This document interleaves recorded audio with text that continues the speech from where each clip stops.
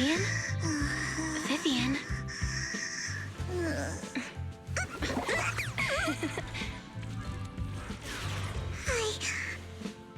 I didn't disturb your sleep, did I?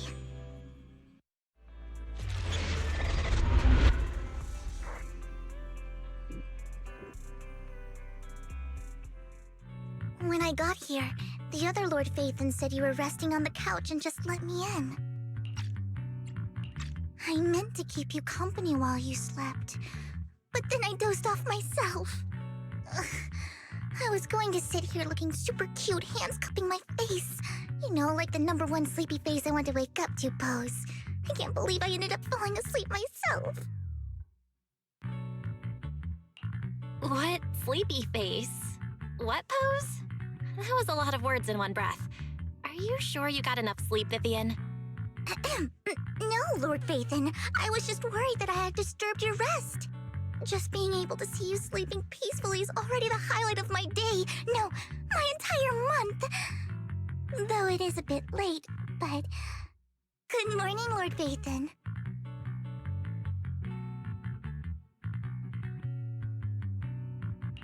You're here super early today, Vivian.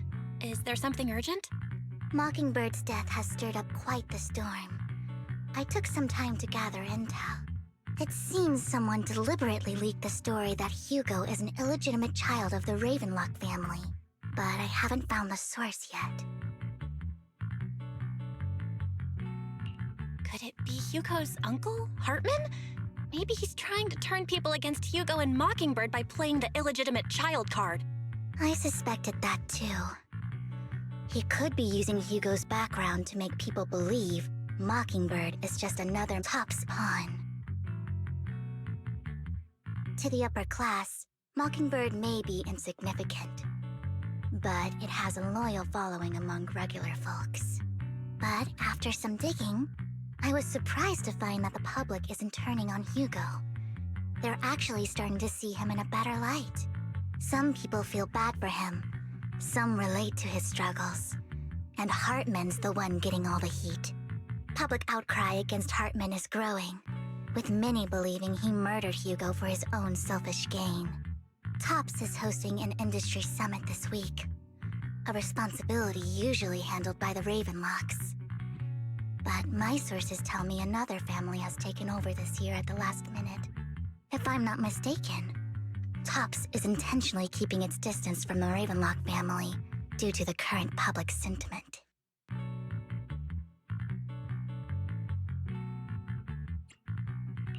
Is someone trying to take advantage of this to get rid of both Hartman and the Ravenlocks? I think Hartman knows this too, which is why he's completely vanished. No matter how hard I search, I can't find a single trace of him. Hartman must have taken the sacrifice core. Now that he holds this bargaining chip, he is definitely going to negotiate his way out of this with the Exaltists. Sorry for interrupting, Vivian, but I need a quick word with Belle. Oh, no problem at all. I'm sure you have important faith in matters to discuss. Take your time. I'll just be waiting outside. We can't make our guest wait outside. Belle and I will step out instead. Oh, don't mind me, Lord Phaethon. I wanted to browse the videotapes anyway. I'll be right here. Just let me know when you're done. Belle, Lycon's outside the video store. He knows Vivian is with us, so he's hesitant about coming in.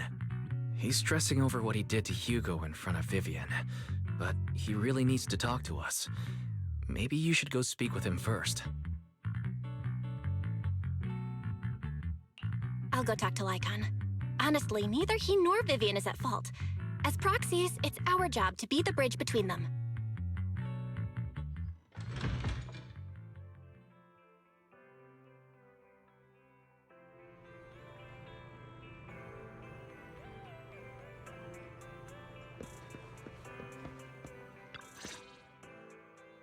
Good morning, Master Proxy. Good morning, Lycon. Wise mentioned you wanted to talk to us and Vivian about something? Yes, it's an urgent request from the mayor, one that directly affects New Eridu's safety. However, before we get into the details, As a former member of Mockingbird, I'm concerned about Miss Vivian. Hugo made many mistakes and betrayed the principles of Mockingbird, but I'm certain he didn't intend to put Miss Vivian or you in danger. I don't know Miss Vivian very well, and I was the one who took her companion's life. I might not be the right person to comfort her, but I hope she doesn't regret the choices she made or lose faith in the path she chose. Vivian's doing just fine. She's actually been gathering intel and has a clear understanding of where things are headed. She might be tougher than you think. If you're really concerned, why not just talk to her directly? If you'd like to apologize, it should be face to face, right? That's reassuring to hear. I trust your judgment. You've always had a sharp eye for people. Would you mind coming in with me? I'd like to apologize to Miss Vivian in person. No problem, but I'll be staying neutral. Everyone has their own stance on this, and I get where both of you are coming from. As a proxy, I'm just here to make sure you have an open conversation. I'm not taking sides. I respect that. Thank you.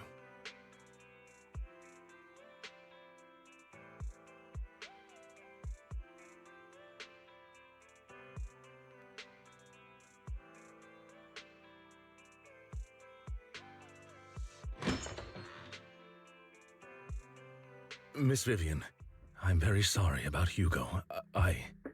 You don't have to explain anything. I'm also part of Mockingbird. Mockingbird stands on more than just gain, so it won't fall when fortunes shift. Hugo had his fixations and ambitions. I also have things I must see through.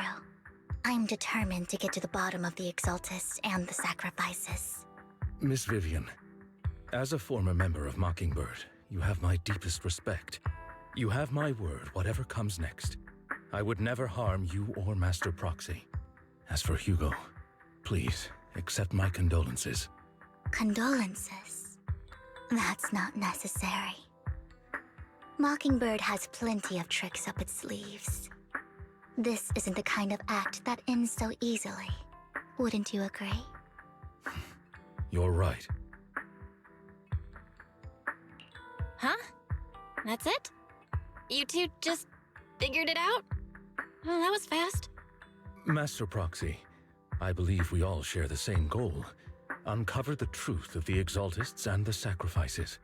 The Mayor has tasked me with inviting you to take on this mission, and hopes we can work together moving forward. If the Mayor wants to work with us, I trust he will demonstrate his sincerity in kind. Mockingbird will not serve as a pawn for the powerful. That will never change. Of course. While the Mayor cannot handle this personally, he will make sure we have all the intel and support we need. Miss Vivian, I know you have your own intelligence network, but for some high-profile shady dealings, perhaps the Mayor can provide you a different perspective. Please, take your time to discuss. If you're open to collaborating, I'll set up a call with the Mayor so he can speak with you both directly. I need to discuss this with Wise and Vivian. With so many people involved in this, we need to be very careful. Of course, I completely understand. When you've made up your minds, you can find me at the Ballet Twins.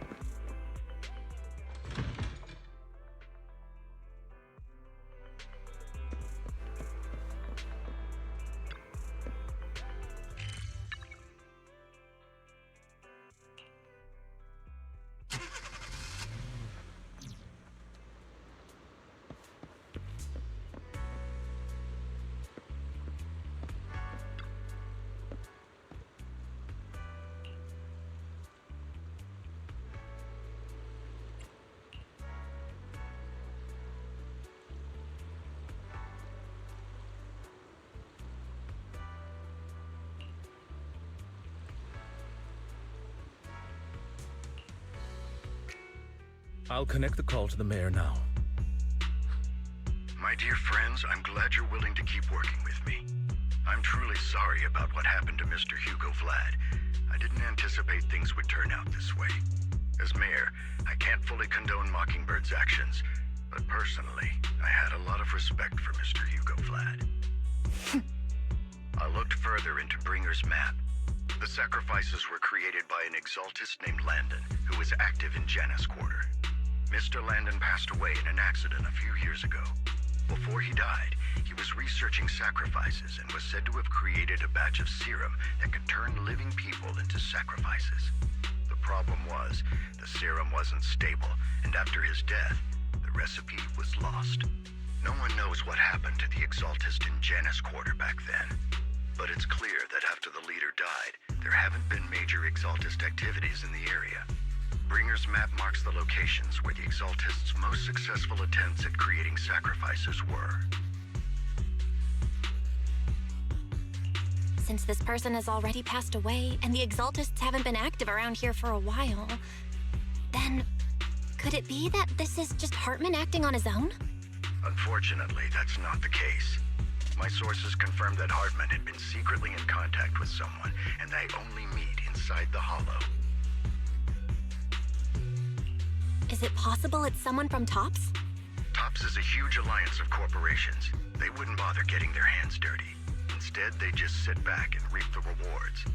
Everything Hartman is doing is to secure his place in TOPS and strengthen his power within the Ravenlock family. If my guess is correct, Hartman has gotten in touch with the remaining members of the Exaltists that used to follow Landon, helping them create new sacrifices. But what's in it for TOPS? There's no way the Exaltists would just hand over their secrets about sacrifices to Hartman, right? A sacrifice outbreak would throw the city into chaos. And that's when TOPS steps in, taking control of the situation on their terms. The public will see the mayor as incompetent, while TOPS comes off as the real protectors of the city. And when that happens, public trust will shift towards TOPS. And Mr. Mayor, you might find yourself in an unfavorable situation. Still sharp as ever, Miss Vivian. So, what exactly do we stand to gain from partnering with you? Please don't tell me you're doing this out of some noble concern for your citizens. I'm not some hero of justice, and I don't believe in lofty ideals or empty promises. We have a common enemy. While our ideologies may differ, we can work together on this. And as proof of good faith, I may not know exactly where Hartman is, but I can fan the flames over Mockingbird's death and escalate conflicts within the Ravenlock family. So it was you behind the rumors. No wonder I couldn't trace the source of the public outcry. I'm not the one who started the rumors. I just helped them spread faster after they leaked. And I pulled a few strings to make sure the story painted Mr. Hugo Vlad as a heroic figure who was unfairly persecuted. As I said before, I had a lot of respect for him, and I'd be happy to clear his name. Now let me lay out my terms for collaboration. After looking into it, I found that the dormant sacrifice you discovered wasn't the only one. There are more places where sacrifices might be lying dormant. Too many eyes are on me right now, so I can't send my own men to deal with it. I'd like to ask you to retrieve the sacrifices from those locations. I'll make sure to dispose of them once you do, so no one will be able to use them again. On top of that, I've asked a friend to help monitor your physical condition, and maybe even uncover more of your potential. Her research overlaps with your teacher's work. You don't need to worry about her capabilities. She's a Void Hunter rank special investigator. Really? A Void Hunter ranked special investigator is going to be assisting us? And she's involved in our teacher's research? That's right. She's heading to Janus Quarter for some business. I wanted to set up a formal meeting, but she declined. She prefers to assess things on her own, and will reach out when the time is right. She'll let you know the details then. So it looks like you both are on board with this commission and ready to help recover the sacrifices? Okay. We don't want new Eridu falling into chaos either. We'll do what we can. I know you won't let me down. Given our positions, we might not be friends, but we're definitely not enemies. I'll leave the rest to you then. I've got to go. Goodbye.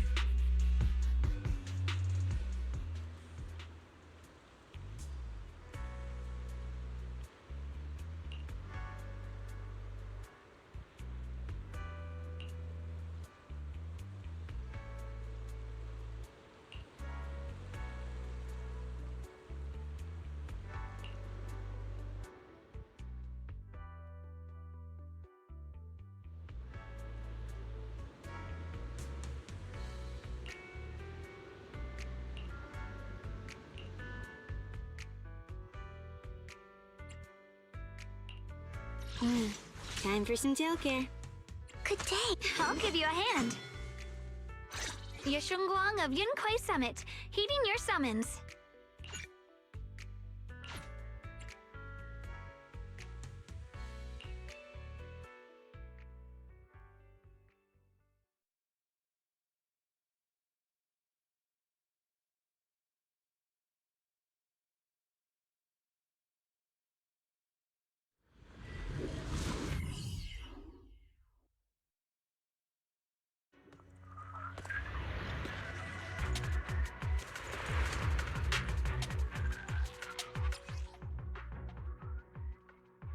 Lord Phaethon, thank you for trusting Mockingbird and me.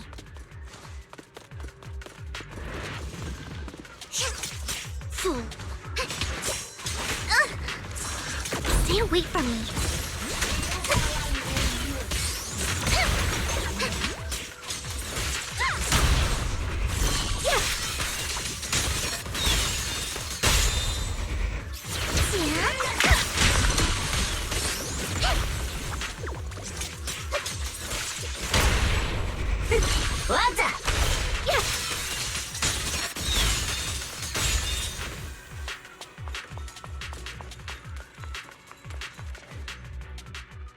Has someone already taken the dormant sacrifice from here?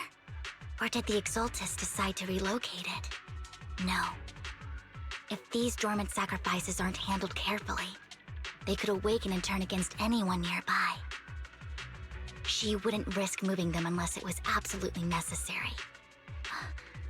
Did she realize the mayor was looking into this?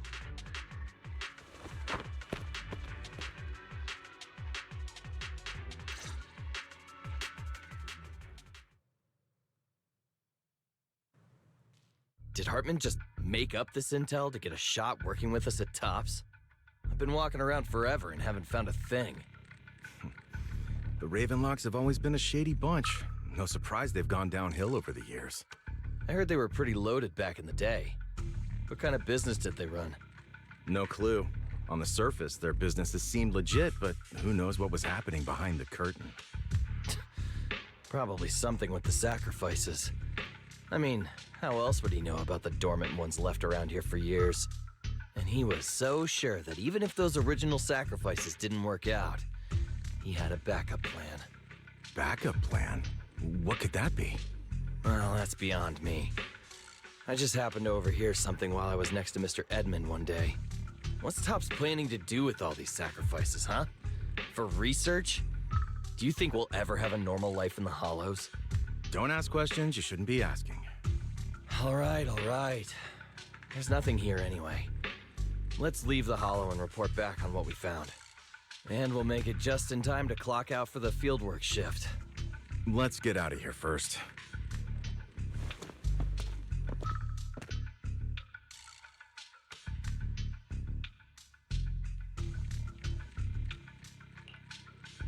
Hartman, that fool. He'll do anything to get into Tops, even if it means playing with fire. She's an Exaltist. Human lives have never mattered to her. The more people get dragged in, the greater the danger. Vivian, I've been dying to know. Who's this she you keep mentioning? I apologize for losing my composure. Please don't mind me. The she I'm referring to is with the Exaltists. Someone I have a history with. That's why the moment I heard about the sacrifices, I felt compelled to uncover the truth. I never meant to hide anything from you. It's just that, for me, the Exaltists bring back painful memories. And I'm not ready to face them yet. So, Lord Vathan, please give me a little more time. Once I've gathered my thoughts, I promise I'll tell you everything. Sure, I won't pry anymore. Everyone's got a past, and you don't have to dig up old wounds if you don't want to. I can see the Vivian I know now is super brave and kind. I believe you've really put in the work. Lord Vathan, if we weren't in such a hurry, I'd spend 3 whole hours singing your praises. I'll make note of this and make sure to get it done before bedtime. First things first, let's track down those dormant sacrifices. The Exaltists have probably realized someone's after them by now. I wish we knew what Hartman's backup plan is. I just can't shake the feeling that something bad is about to happen. Yep.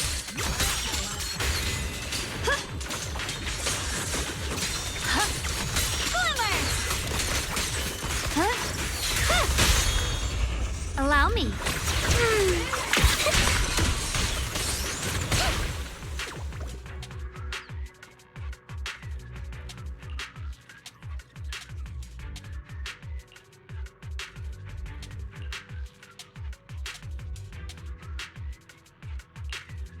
Hugo may have done terrible things, but he had his reasons.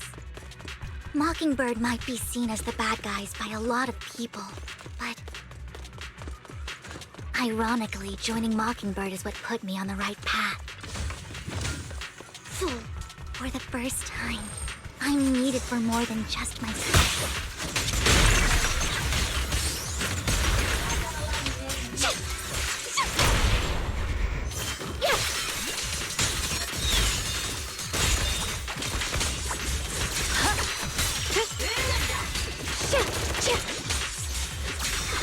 Nothing here either. Are we too late? There...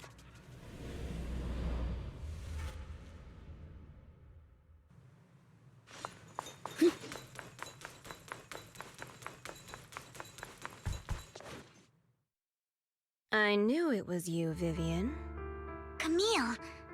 What are you doing here, sis? Are you destroying the dormant sacrifice?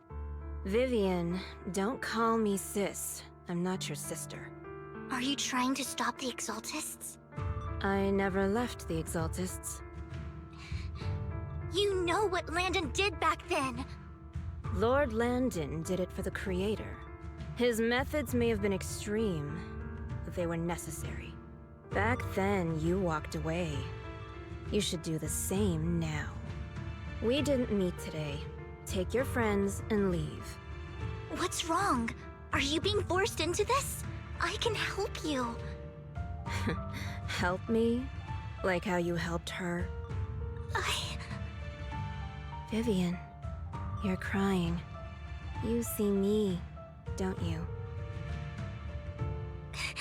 No,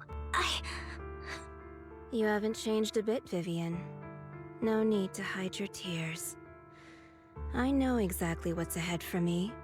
You've made your choice, and I've made mine. One last piece of advice. Stay out of this. She loathes you. I won't tell her we met today. Don't show yourself around us again. Camille!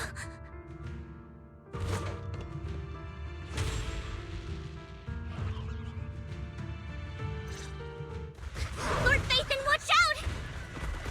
I'll tell you what that was about later.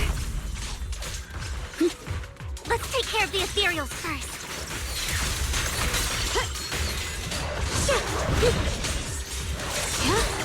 Proceed! Oh my, healthy!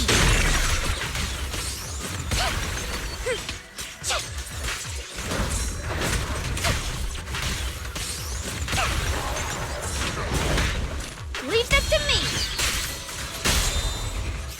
Out of my sight. No, hit my trust dirty and go pay.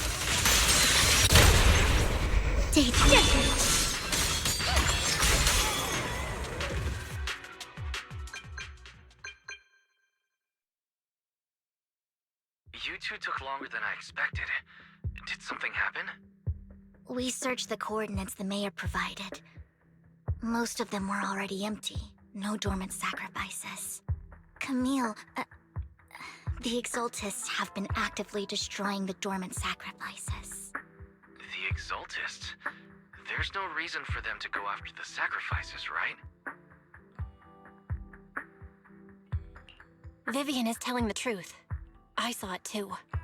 And one of them is someone I once knew. I thought she would leave the Exaltists after Landon's death, but she stayed. Do you have a history with the Exaltists, Vivian? When I was a child, I stayed with the Exaltists for a while. Back then, Landon was one of the most respected figures among the Exaltists in this region. A lot happened, and after Landon died, I left. I can't turn a blind eye to the sacrifices. I know all too well how many lives have been lost bringing them into existence. Ever since I learned a sacrifice had appeared in Janus Quarter, I haven't been able to stop worrying. I won't let history repeat itself. That's why I asked Hugo to investigate, starting with the Sacrifice Corps. Vivian. Please stop. I'm not looking for comfort. I'm just recounting the story for you to understand the situation. We've got bigger things to focus on. But when I do need comforting, I'll come straight to you. I hope you'll make time for me, Lord Vathan. Just so you know, I'm not the easiest to console. No worries. I'll totally have your back until you're feeling better. Okay. Back to the matter at hand.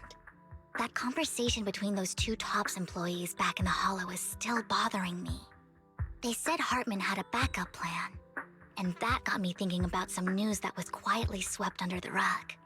Lately, there have been mining accidents in Ravenlock-controlled areas.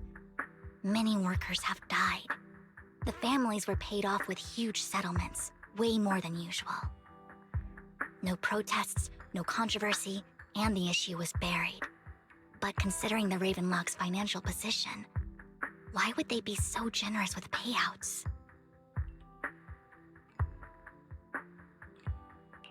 That sounds sketchy. Are you saying they made up the accidents and the workers' deaths? Precisely. I don't think those workers died in mining accidents. I'm planning to reach out to some old friends, see if they've heard anything about this. Do you have time, Lord Vathan? My contacts are just near 6th Street. Care to join me? I'm in. Let's go together.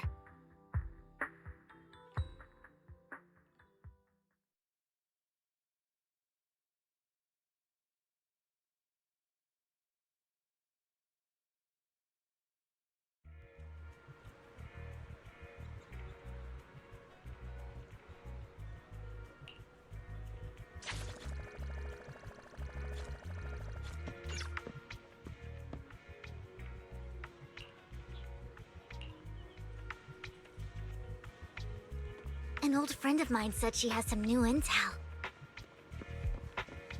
She's like a mentor to me. I learned a lot about data scraping on Internet thanks to her.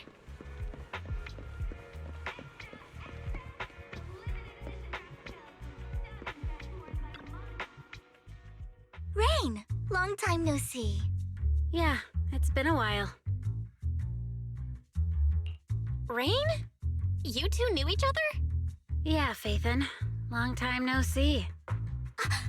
Rain, you actually know that Lord Vathan is Lord Vathan? No, I mean, you actually know Belle is Lord Vathan. I didn't know right away. One time, I needed a favor from Nicole. I only found out after meeting them. I mean, who would expect a legendary proxy to be running a video store for a living? Oh, by the way, your idol... Rain, let's not bring up old stuff. Lord Phaethon wouldn't be interested in that. Why are you all tense? Right! Lord Phaethon lives on 6th Street too, and might know your idol. Remember when you traced that post on Internaut to 6th Street and actually went to check it out? And you came back all bummed, spouting nonsense. Like there was only a black cat at the location, and maybe your idol is actually a talking cat. Or something like that. I know that black cat. I'm always sneaking at snacks. Lord Phaethon, please, let's drop this topic. Come on, Vivian. It's been years and you still won't say who your idol is. If you'd just let me, I'd have tracked them down ages ago. I get it. You want to find the person who's important to you on your own. But you've tried so hard already. It's okay to lean on me a little, you know. I'm sure your idol won't hold it against you. I shouldn't have come to see you. Huh? What's wrong? Hey, Rain. Vivian said you might have some new intel. So let's get to the important stuff first. All right, let's get down to business. Here's something I'm pretty sure about. The Ravenlock family's claim that those missing workers died in an accident? Don't buy it. The last signal from those workers was near the Hollow. Then communication went dark. I think they were taken into the Hollow. And yesterday, I picked up that the Ravenlock family secretly hired some people to search the Hollow's perimeter. I caught a weird distress signal from someone and managed to track down the source. When I tried to reach out, the signal cut out completely. The last trace of the signal was near Lumina Square. Finding someone in real life isn't really my thing, so that's where you come in. Okay, we'll check things out. You just said this is something you're sure of. Do you have anything you're unsure about? I dug up some info online, and one thing stood out. A few days ago, there were some creepy sounds coming from an abandoned warehouse by the port. The place was locked up, so no one could see what was happening inside. Not sure if it's related to your search. If you don't find anything useful around here, it might be worth checking out. Well, that's all I have for you. Thank you, Rain. Don't get all emotional on me now. I'm just helping out a friend. This one's on the house. Consider it payback for the favor you did me last time. But if you still want to find your idol, hit me up. I've been curious for what... All right, don't worry about it. I'll manage it myself. Stop being so nosy, Rain. Nosy? Nah, just professionally curious. What kind of person is worth all this searching, huh? But honestly, whoever they are in real life, they've become a part of you. You've come a long way in this search, Vivian. I much prefer the person you are now. So if you find this person, don't chicken out. Go meet them. People will appreciate you for who you are. Rain. I might not care about the real world or what it'll be like, but I hope everyone I know can live a good life. I'm counting on you to save the world, guys.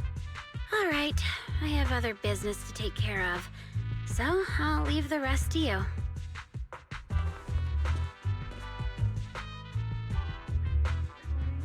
Lord Phaethon, please pay no mind to what Rain said. That big guy's up ahead. Let's hurry.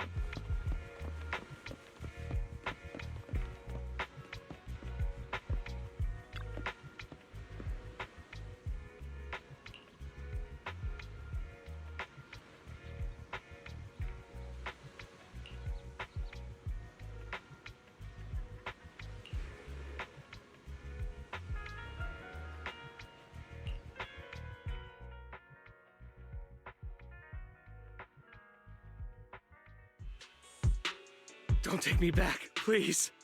I was wrong. I know I messed up. I don't want your money anymore. Please, no. Calm down. Who are you? I won't say anything. Just let me go. I don't know anything. I swear, I know nothing. We're not PubSec, the HIA, or the Ravenlock family.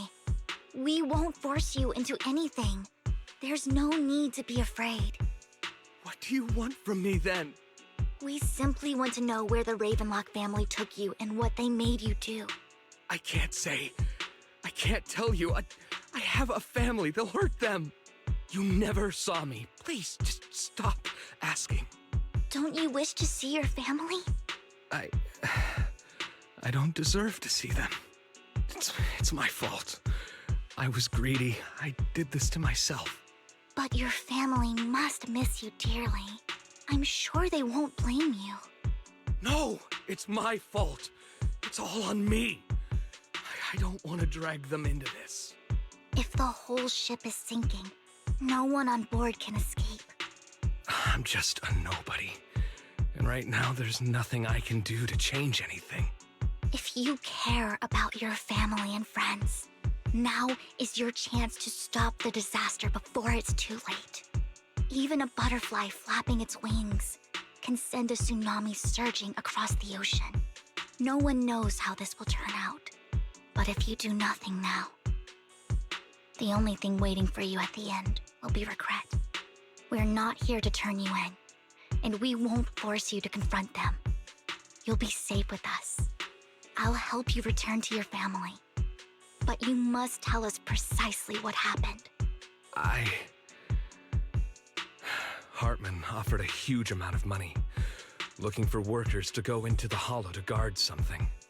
The money was way too good. We all kind of figured something wasn't right. I thought it was just smuggling or guarding some kind of illegal ether resources, so I signed up. After we sent in our applications, Hartman's men took us into the Hollow. The first place we went, there was a strange box. When we got there, they handed us some pills, saying they'd improve our aptitude for ether, for us to last longer in the Hollow. But after I took them, everything went fuzzy. Something was definitely off about those pills. When I woke up, I saw my coworkers dead in front of me. And there was blood all over my hands. They said something about me being a good experiment, moved me somewhere else, and locked me up. They wanted to inject me with something. I got scared and didn't know what was gonna happen. But then a blonde guy found me, gave me a carrot, and let me go. So I escaped. I didn't want to kill anyone. I don't know. It wasn't your fault that your coworkers died. You were just a tool in their hands. Do you remember the place they first took you? Do you know what was in that box? I only remember the first place was like a rooftop. I think it was on top of a tall building. What exactly was in that box? I can't remember. I'm not lying. Those pills they gave us, they make you hallucinate. I took just one and my mind felt like it wasn't my own. My memories turned into a blur. I'm telling the truth. I'm not trying to run from my mistakes. I just really can't remember what happened. I know you're not lying. We'll arrange for your protection. You can rest easy and recover, and your family won't be dragged into this. Once this is all over, you will be able to reunite with them.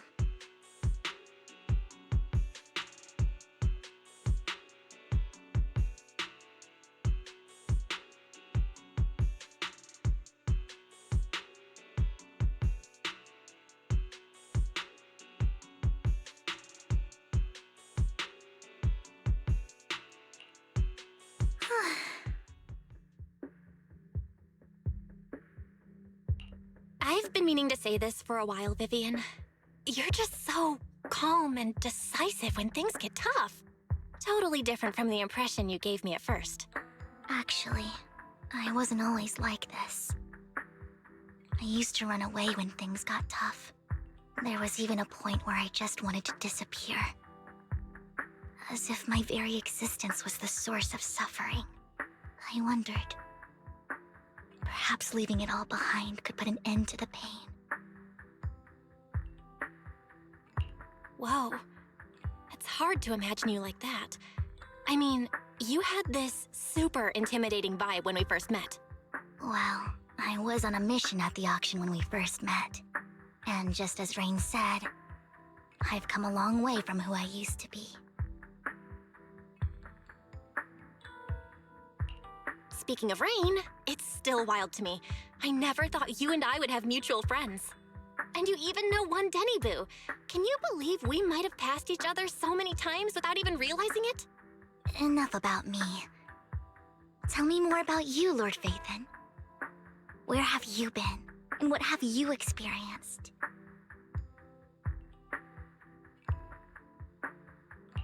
Looking back, I feel like I've been through a lot lately.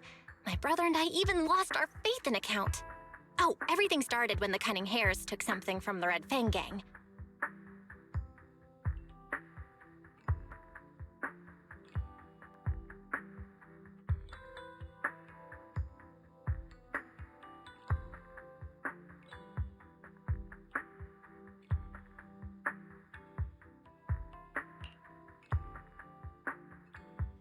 I remember it should be around here. That store's been sitting in my favorites for ages.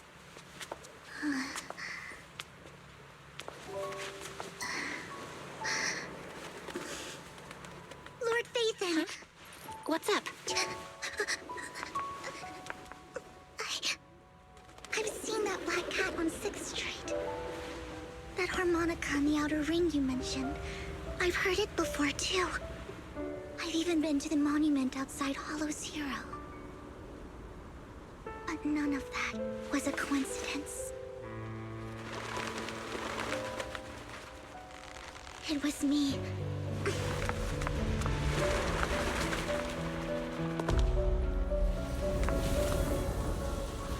Following you, and now I've finally made it to your side.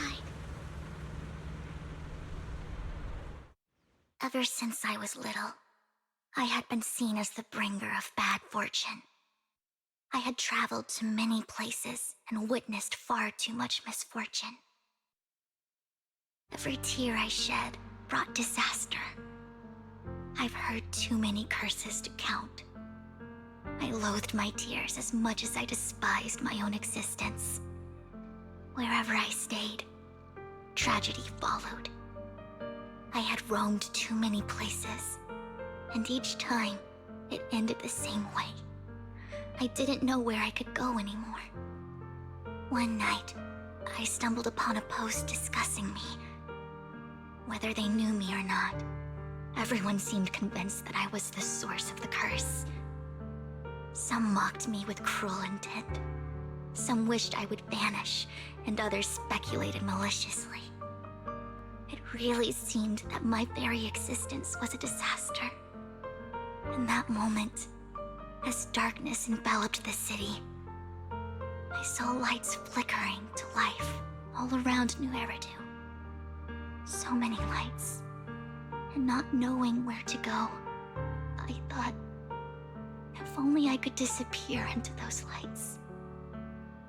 I made up my mind, and right then, my phone rang.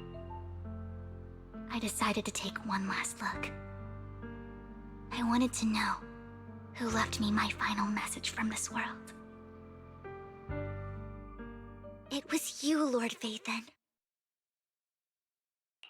Wait, really? Me? Yes. And I checked with the other Lord Phaethon. You were the one using the account at that time. But I know you probably don't remember it. After all, it was just an ordinary day, with an ordinary post and meaningless comments online. But for me, it was the night I finally realized where I could go. I wanted to walk the paths you had walked, see the sights you had seen.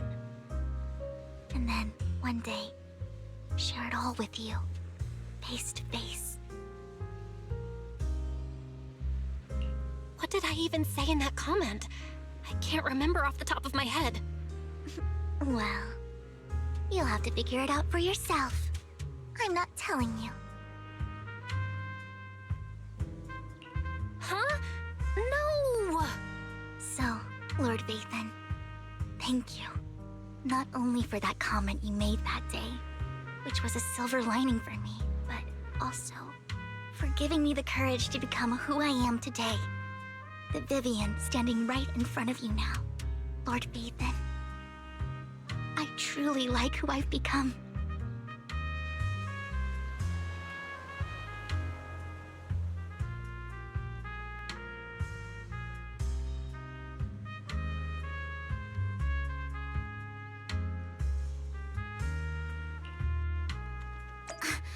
Lycon just sent a message. There's an update. Let's head back to the video store and go over the details together.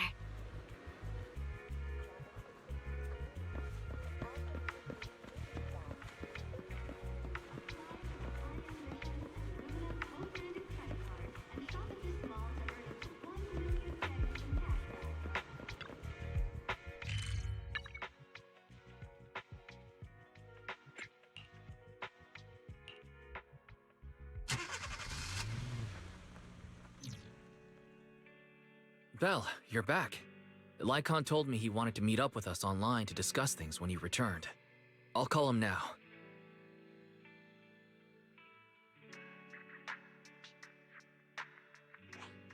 Master Proxy, Miss Vivian. The gentleman Rena brought back has stabilized and calmed down now. Based on his account, we've identified where Hartman is hiding the core. He also mentioned that Hartman plans to trade the core with a group of people. We suspect that this group consists of members from the Exaltists. I knew it.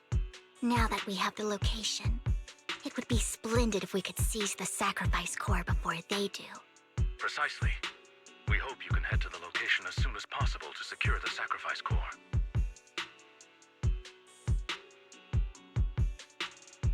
We've got this.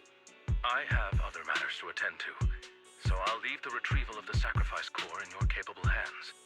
The mayor's friend that he mentioned before will also be assisting you this time. The target coordinates have been shared with her, and she'll meet you there. Please ensure your safety, and I wish you all the best.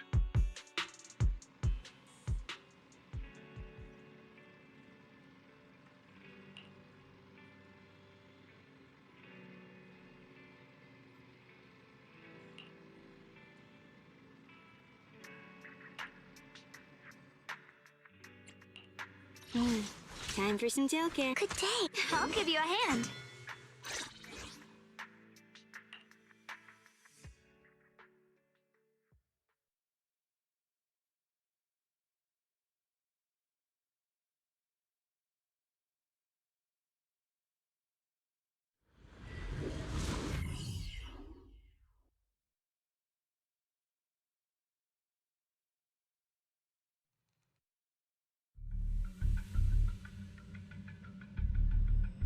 Where's the sacrifice core? Camille, you really think I'd stroll around with something this important? Plus, even though the Ravenlocks and the Exaltists have been working together for ages, I've hardly even met Lady Dina. I'm the one offering the sacrifice core here. I'm curious what Lady Dina's got lined up for me in return? I'm just here to verify that the core you mentioned is real. Once that's sorted, Lady Dina will give you a proper response. Our partnership isn't just talk. We need to be sure you have what we need before moving forward. Sure thing. I'll take you to where I keep the core. Once you verify it's legit, have Lady Dina come over. We'll lay everything on the table face to face. All right, lead the way. It seems Hartman is trying to bargain for more. What a greedy and insatiable man. It's just that... why would they only send Camille for something as important as the sacrifice core? And I can't shake the feeling that Camille doesn't want Hartman and Dina to meet. Why is that? Who's this Dina he just mentioned? Is she the leader of the Exaltists? Kind of. Lord Vathan, I really think we should hurry. We must get to where Hartman keeps the core before anyone else does. got a shortcut planned, but there are gonna be ethereals along the way. I'll let you handle them, Vivian. Don't worry, Lord Vathan. You're in capable hands. I'll ensure your safety.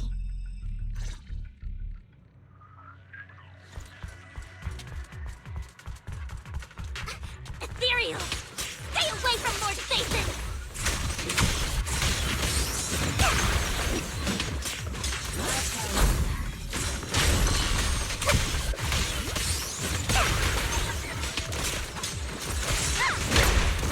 As the sword will!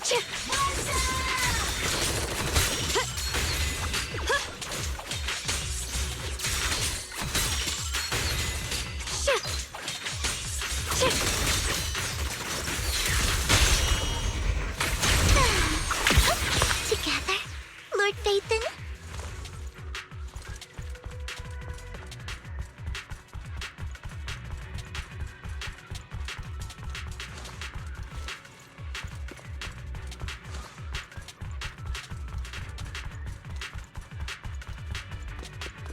Looks like Hartman's trying to negotiate for more leverage. Let's get out of here before we're spotted.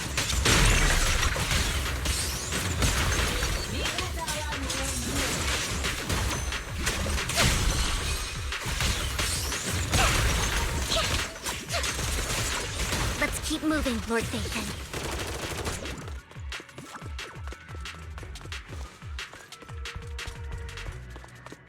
Don't touch me. Leave the enemies to me, Lord Vathan.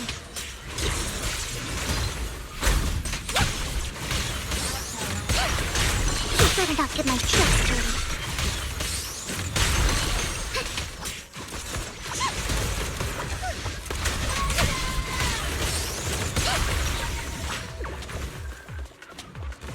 Fool.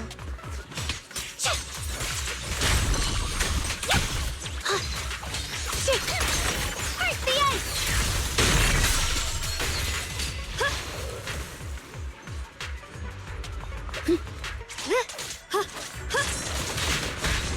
Just this once.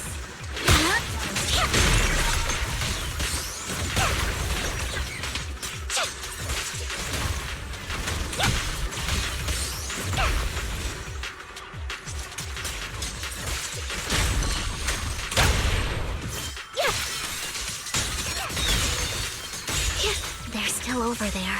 Looks like they're arguing. This is our chance. Let's hurry. No matter who has the sacrifice core, Hartman or the Exaltists, it would be really dangerous. Hand over what's in the box. Or we do this the hard way. You sure talk big, little girl. Let's see if you can get past me first.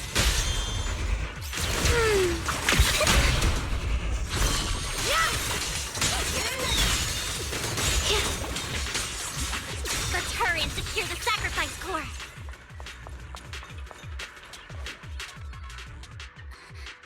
Lord Vathan, the box is empty. So Hartman never kept the core here to begin with? How did you even find your way here? Where's the core in the box? What did you do with it? You call this keeping the sacrifice core safe?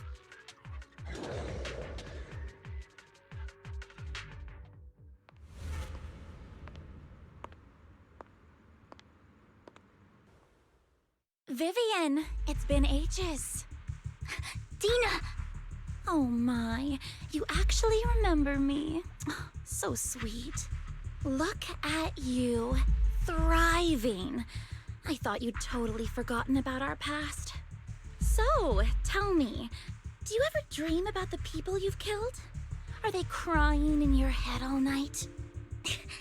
Back then, I had no idea. You had no idea? While you were soaking up all that love from your daddy and everyone else, you had no idea what was going on? I wasn't... Lady Dina, Miss Vivian didn't actually... Camille, when did I say you could meet up with Hartman today?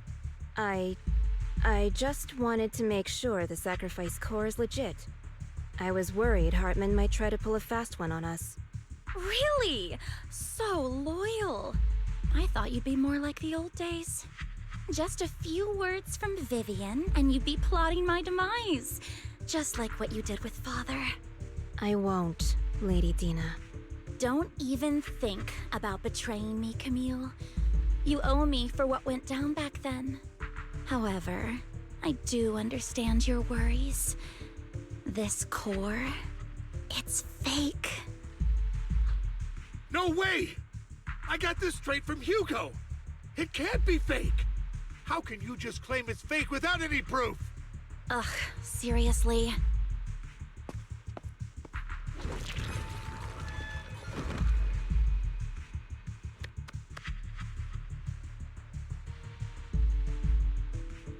The sacrifice core can max out the ether particles within human bodies in no time at all.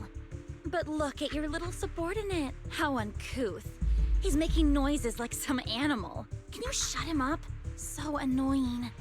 The masterpiece Father made for the Creator isn't this worthless piece of junk you're holding.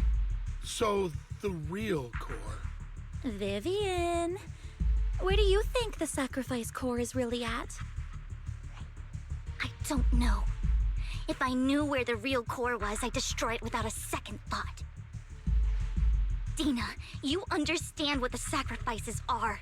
And you know those who were blessed should not have to endure such horrors. Oh, they shouldn't have suffered those horrors. Weren't you the one who decided if they'd be blessed or not?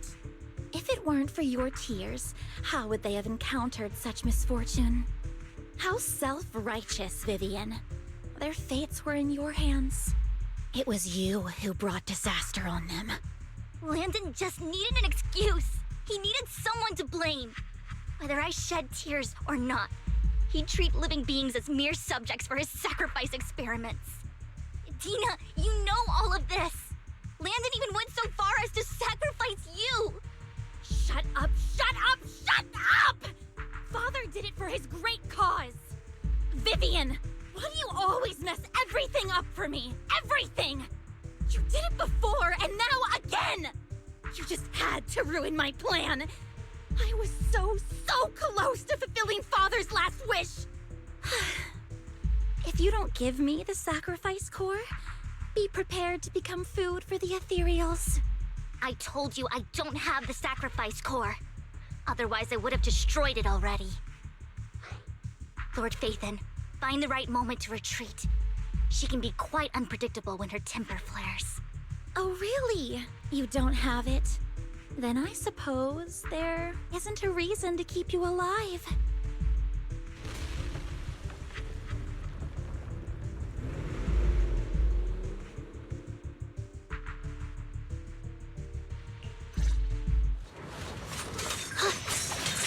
More ethereals are coming.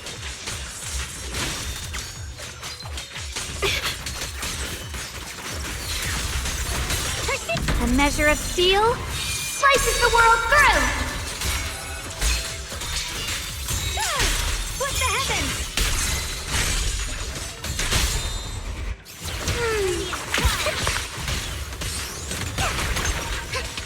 Too many.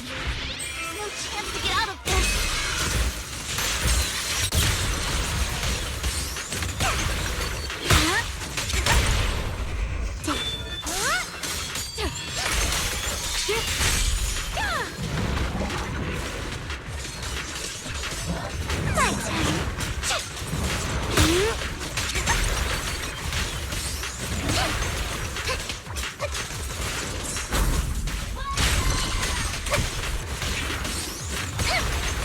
Stay away from me. Swirling clouds. Nice. Are you okay? Get behind me!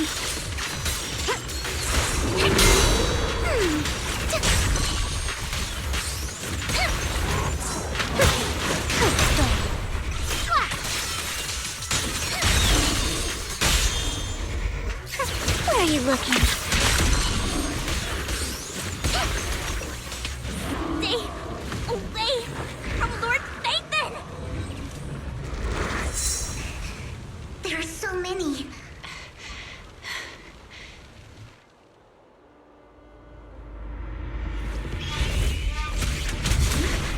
It's ink?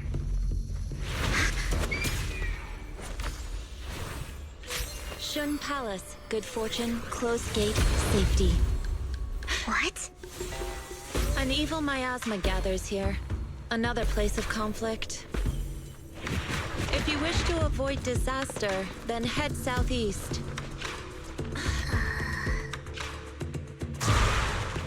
Now! Thank you.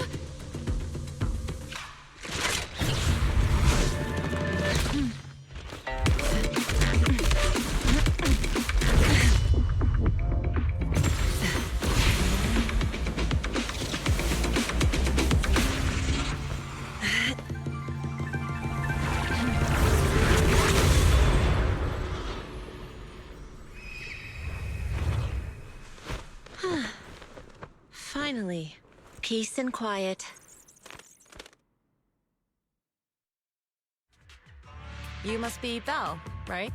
Mayflower mentioned a special partner might need my help. Can I ask, who are you? I'm the 13th generation master of Yunhui Summit. You can call me Yixuan. Mayflower passed along your info, and I was curious what kind of person you are, so I came to see. At first, I thought it might be a hassle, but your energy feels really calming. Quite nice, actually. Oh, so you're the investigator the mayor talked about. Yes. He also asked me to be your temporary teacher and offer you a bit of guidance. Guidance? What exactly does that mean? Unfortunately, this isn't the right time or place to talk. I have some investigation work to catch up on, and it seems you've got quite a lot on your hands, so let's part ways for now. I'll find a good time to visit you soon.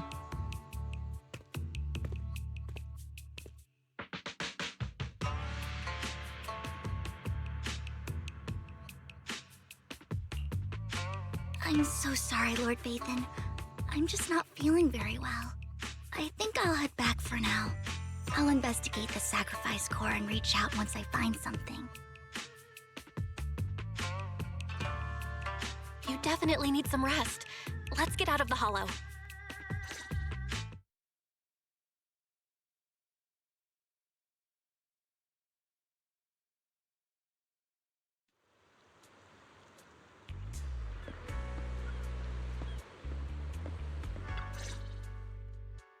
Lord Vathan, are you going to rest now?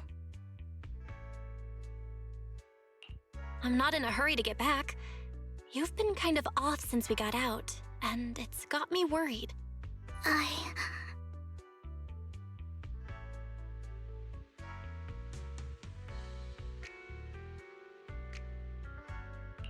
If something's bugging you, just spill it if you want to.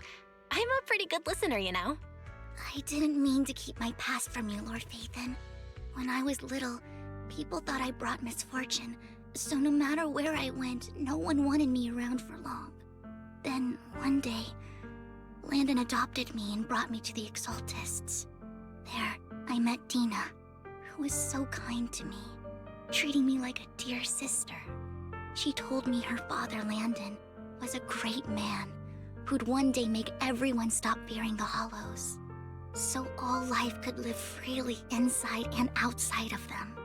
Tina helped Landon pick people for the blessing, and everyone in the Exaltists respected her greatly. Those who received the blessing would have a better ether aptitude, allowing them to enter the Hollow freely without fear of sudden disaster. Back then, Dina would chat with me every day, always about the Exaltists and her father. But things between us shifted when Landon asked me to step in for Dina.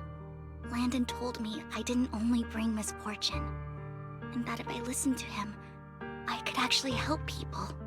After that, he'd take me to meet people, and if I shed tears, he'd give them a blessing medicine. Those who got the blessing could dodge calamities. At first, I was ecstatic, thinking I could help others. I shared my joy with Dina, but That was when she started to pull away from me. The blessing medicine. Please tell me that wasn't the sacrifice serum Bringer had? Yes. To be precise, it was an early version of the sacrifice serum. Landon's medicine wasn't stable. The medicine Landon developed could boost abilities quickly, but also sped up the development of ether corruption. In the end, most people turned into ethereals, and a few became sacrifices, losing all human consciousness. The ethereals were killed while the sacrifices were given to the higher-ups of the Exaltists. The Exaltists wanted the sacrifices to hold human consciousness, so Landon's medicine was seen as a failure, and he gradually lost influence within the Exaltists. One day, I saw Dina, and tears streamed down my face. In a bid to save his reputation, Landon decided to let his own daughter receive the blessing. I had always thought that getting the blessing was a good thing, until I saw terror in Dina's eyes that day. That evening, I broke Landon's rules for the first time, and followed him out of the Exaltist's residence. I trailed him to the Hollow, where I witnessed someone who had been blessed becoming corrupted. In the end, that person became an ethereal. Then, without hesitation, Landon killed him. Before Landon returned, I went back to the residence and snuck into his study. And there, I uncovered the truths I just told you. And just a few days later, it was time for Dina to be blessed. I wanted to save her and stop anyone else from getting deceived. So, that day, I told everyone present that Landon should be the one to receive the blessing, not Dina. At first, Landon argued, and no one believed me. But, in front of them all, I looked at him and let my tears fall.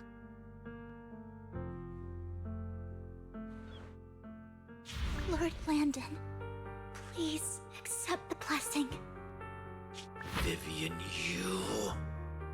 Why won't you accept the blessing? Were you lying to us?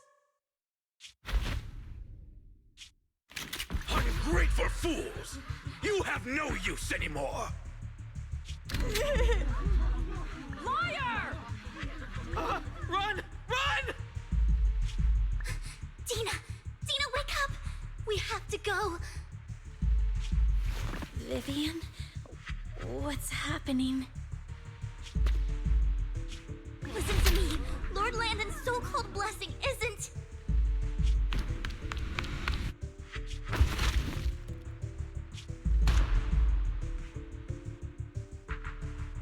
Father!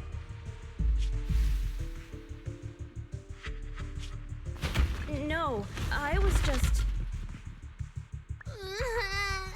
Mom, I want to go home. It's got nothing to do with us. This is just what happens when you don't accept the blessing. Vivian, was this you? Dina, I just didn't want you to accept the blessing. Everyone who does ends up... I just don't want to lose my father. You knew? If you knew what he's done, you... He's my father. He's all I have. Stop being self-righteous, Vivian. You only ever bring misfortune.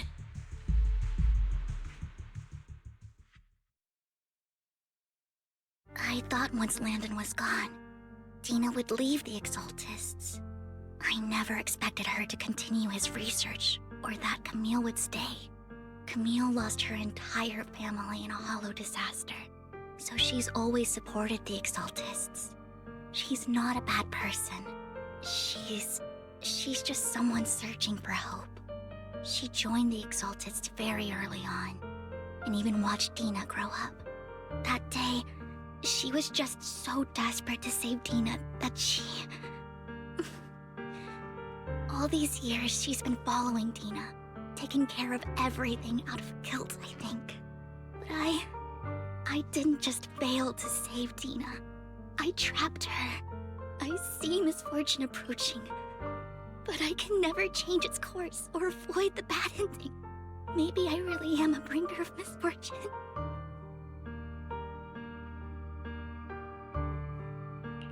No way. You're not the one bringing bad luck. Whatever went down with the Exaltists, Landon used you. As for Dina and Camille, they know the truth, and they just made their choices. The Hollows and the disasters they caused took more than just their loved ones. But not all survivors cling to obsession and hatred like they do. Lord Phaethon. You need to believe in yourself. You're currently resolving the sacrifice crisis with your own effort. I remember you saying you really like yourself now. So what's changed? Yes, that'll always be true. Thank you for listening to my story today. Years have gone by, but I've never had the courage to face all this. Maybe Dina and I were meant to meet today, so I could finally spill it all out. It lightens my heart a little. Lord Phaethon, you truly are a wonderful listener. Whenever you're feeling down, don't hesitate to come to me. I will. It's been such a long day. You must be exhausted. I'll track down the location of the sacrifice core and let you know what I find. Good night, Lord Phaethon.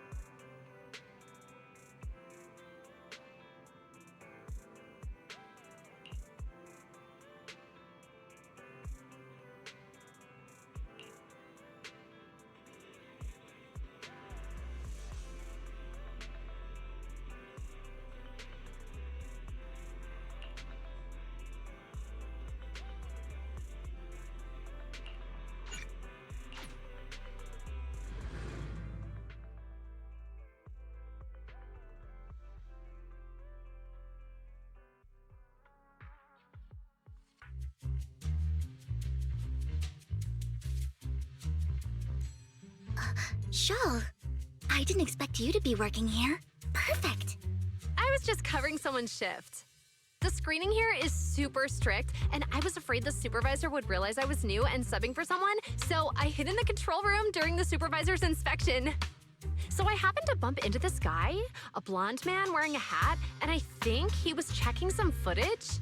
Then he logged that footage into the tape he brought. Later, I found that part of the footage had been wiped. Blonde, wearing a hat. Could it be Hugo? Do you know him? I think it's him. If it were Hugo... I think I know where he would hide the tape. Thank you, Shaw. You were a big help. Great! You also helped me a lot when I started working. I used to make mistakes all the time. If it weren't for you cleaning up my messes, I would have been fired ages ago. So I'm happy I could help you too. All right, go ahead and do what you need to do. We'll catch up another time.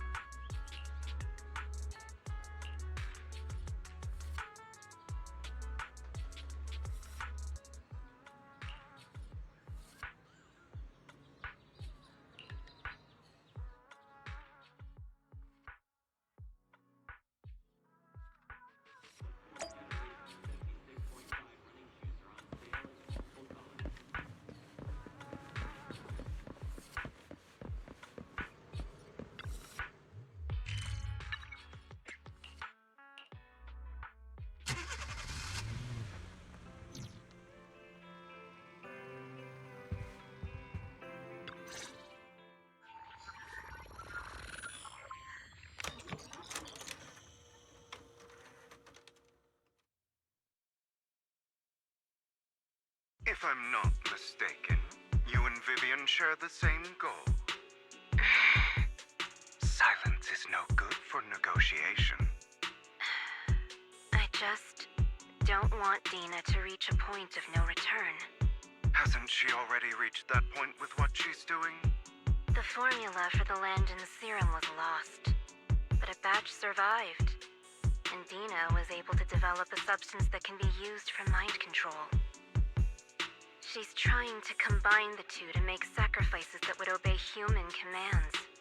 If the dormant sacrifice and the remaining Landon serum are destroyed, we can put an end to this. Dina's concoction can't create sacrifices on its own.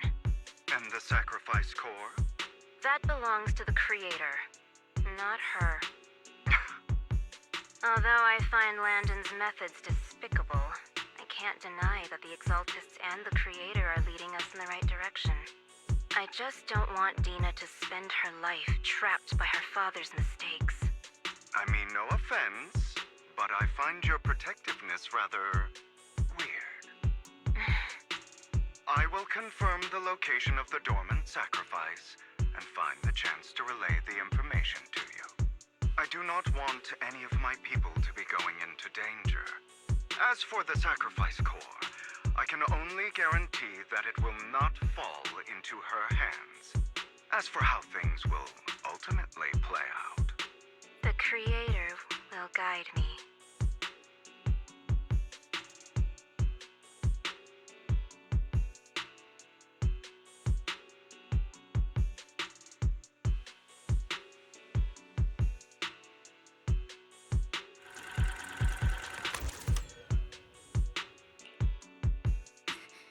Camille was actually destroying the dormant sacrifice? Now Camille's actions make sense. But why did Hugo never tell us? Hugo... he... Belle, Lycon said there's something urgent he needs to discuss with us right now. All right, let's patch him in. Master Proxy, I apologize for disturbing you. We have just learned that the Ravenlock family will host a banquet tonight. This banquet is rather special, as they're allowing members of their family to invite business partners to attend. With Hartman at the center of controversy, there are many members of the family who are eager to use this opportunity to replace him. The mayor has been spreading rumors of a young tycoon who inherited a sizable fortune and is looking to partner with a person from an old and influential family. This information has lured a young man named Burton from the Ravenlock family. So, you want me to pose as this tycoon and use Burton to infiltrate the banquet? Correct. And Hartman's study is also located within the venue. I see. Hartman's study might hold valuable information. So, what should I do? You can attend as her +1.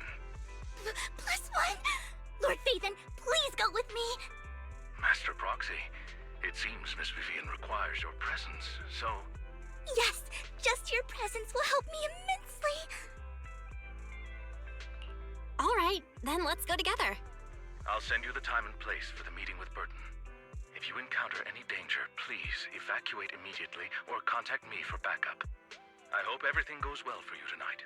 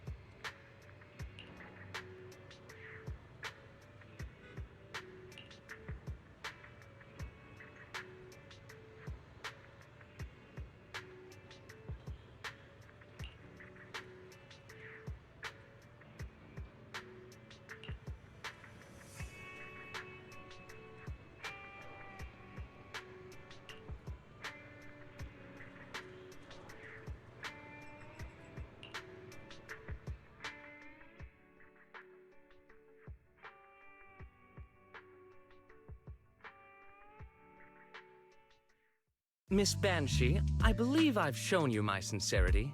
Now how about you? Sincerity? My presence here is a show of sincerity. If we're to work together, Miss Banshee, you should drop your pretentious act. I am well aware of the ways of the Ravenlock family. If I were to come empty-handed, I probably wouldn't even be able to make it out the front door tonight. Since I agreed to come with you, and even brought along my most precious companion, does that not show my deepest sincerity? No need for such an off-color joke. Our door is always open for those coming or going. We both know what's what, so let's cut the small talk.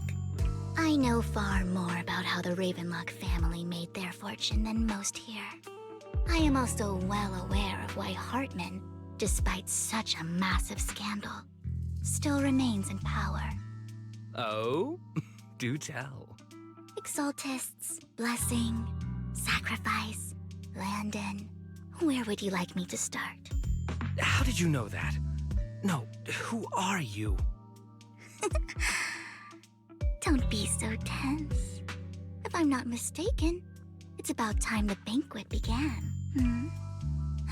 My companion and I are practically famished. Is this how you treat your guests? By letting them starve? Perhaps when we've had our fill, we'll remember where the sacrifice is hidden. You know where the sacrifice is? So, can we go get something to eat now? And I'm also looking forward to receiving a special dessert from you. We can discuss what you wish to know while we enjoy dessert.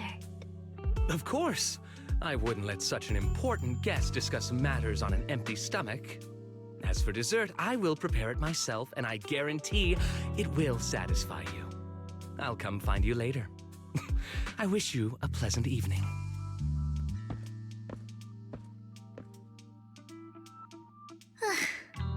These kinds of people are exhausting to deal with.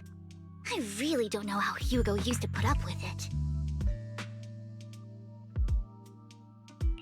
What did you mean by dessert just now?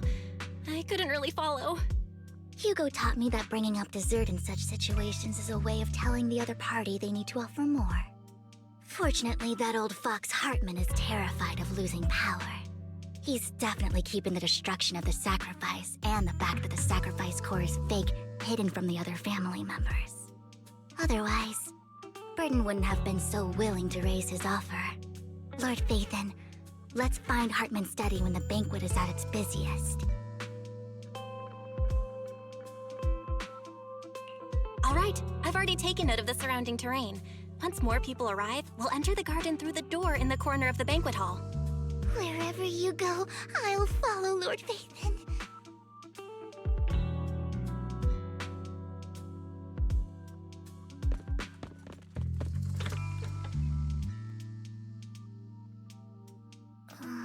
Isn't this going a bit too well?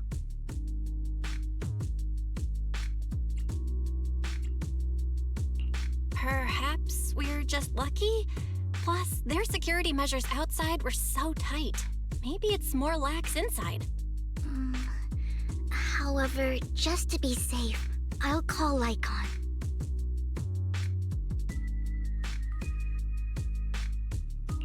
Let's check Hartman's recent correspondences for clues. I still have concerns about the sacrifice core. Right. Though the core he gave Dina was fake, Hartman might have left a trick up his sleeve and hid the real one.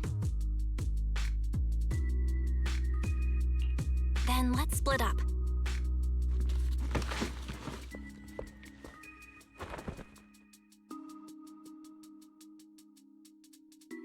Esteemed guests, is the catering at the Ravenlock family banquet not to your satisfaction?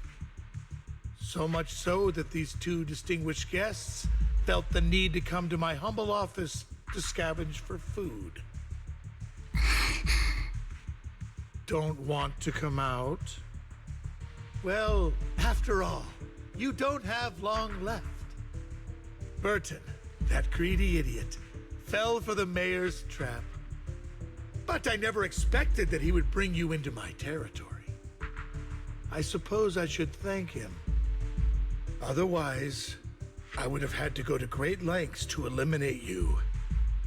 Vivian, Phaethon, give Hugo my regards. Tell him I shall be taking the wealth and power of the Ravenlock family for myself.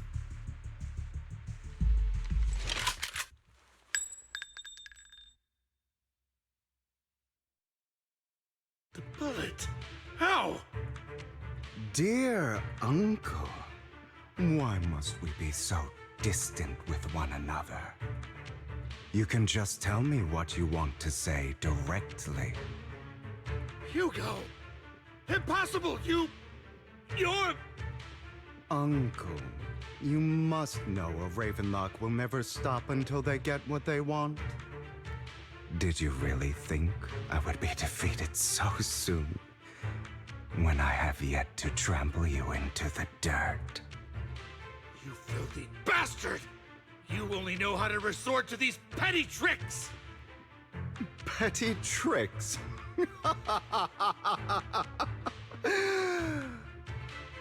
Perhaps you'd like to know what I managed to accomplish using this faked death of mine. My dear uncle.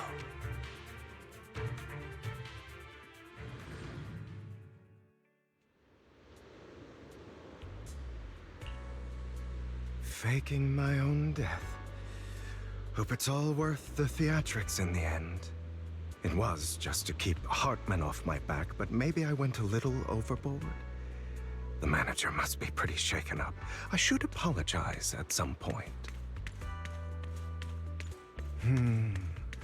Guess I'll also bring Lycon along. He's my partner in crime, after all. You're late. So strict. Spare me a moment to catch my breath, will you? You're taking longer to rest than I expected. Lycon, you think too highly of my physical capabilities. Well, thank you for your cooperation. I must say, if nothing else, at least your acting skills have improved. Why do you look so angry? You should be happy. We pulled that off together with flawless teamwork and managed to fool everyone. Drop your foolish facade. I'm glad you still remember the code we set all those years ago. And thank you for ensuring your sleight of hand didn't deteriorate. Oh, right. I should also thank the blood bag hidden in my clothes and our other props. Do you remember when we last used this trick? It was probably ages ago. Sometimes I really don't understand you. Have you never thought about what the consequences would be if I didn't understand your code? If I decided against helping you? Or if I just couldn't control my strength properly? You'd understand it. Of course, if things really did go awry, I had alternative plans. You wouldn't be so arrogant as to think I'd bet everything on you, would you? You're insane. No, I'm flattered. So what exactly is the purpose behind all this? Surely after going to such great lengths to erase your own existence, you don't just plan to hide here and reminisce about the past with me. Don't try to brush this off. I've already helped you enact your plan. Tell me the truth. Don't get your tail in a twist. I have more plans that require your assistance, so naturally I would not hide anything from you. Simply put, as things stand, whether as Hugo Vlad or as Mockingbird, I am doomed to die. Seems you've made quite a few enemies. As a member of the Ravenlock family, I negotiated with Edmund and managed to obtain resources from Tops for my future plans. I also confirmed what attitude they held toward your master, the Mayflower family. Meanwhile, I used my identity in Mockingbird to strike a deal with Hartman and gather information on their collaboration with the remnants of the Exaltists. That's where I got my intel on what Bringer left. Oh, by the way, the crime declaration letter that your dear mayor received, that was also sent by yours truly. He's probably figured that out by now, right? Though I'm not sure if he told you. The mayor learned about the sacrifice attacks through his own means, but lacked an opportunity to take action. That warning letter was precisely what he needed. You aren't hopeless yet. How delightful. In short, I'm more well-informed than your lot because I get around, dealing with all these different important figures. But of course, it comes at a cost. It's only fair. After all, you can't hide the smoke from a wildfire. Rather than trying to carefully tame it and risk setting yourself alight, it's better to let it burn free. When I helped you put on your little act, killing you in front of everyone, you left the sacrifice core to Hartman. That was intentional too, then? Oh, yes. And it worked like a charm, didn't it? Now no one cares for me anymore, and all eyes are on Hartman. A perfect situation for keeping the Ravenlock family in check while dealing a cutting blow to the Exaltists behind them. Another crucial point is Vivian and Phaethon. I must sever any ties they have with me or Mockingbird. Although I feel bad for Phaethon about what happened, but it had to be done. That's the only way they would be safe, allowing the plan to continue. I noticed that you never turned your blade toward Master Proxy. So, those words you said back then were also... I will bloody my hands. I will carry the weight of my sins. I will become the Abyss. Obviously, it was all an act. My acting has always been impeccable, as you know. Hugo, you're taking such a tremendous risk. Why? Would you believe me if I said it's for justice? But unfortunately, it's not. I want revenge on the Ravenlock family. And I will make sure that despicable excuse for a human being, Hartman, suffers a slow, torturous end. Of course. I also promised Vivian that I would help her investigate the whole thing with the Exaltists. That's all. You don't look too good. Is it your wounds? No. This is the first problem I plan to resolve. Lycon, do you have a place that is sufficiently discreet, quiet, and can take a lot of damage?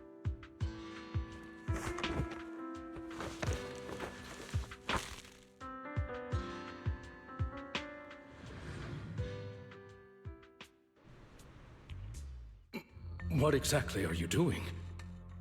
Don't look at me like that. If I didn't have to do this, I wouldn't. Hartman recently obtained a bizarre substance, most likely from those crazy Exaltists. After use, it allows control of the victim's mind, to some extent. You were dosed with it? To be more precise, Lycon, I deliberately allowed Hartman to put this drug in my cup to facilitate our previous collaboration.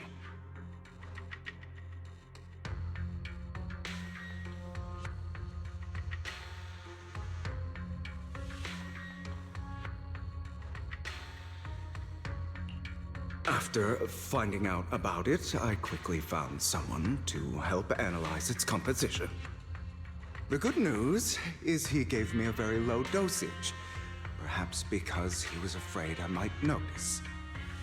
There's a different medication that can delay its onset, preventing me from actually being under his control. I simply need to put on a show in front of my dear uncle. The bad news is that currently there is no antidote.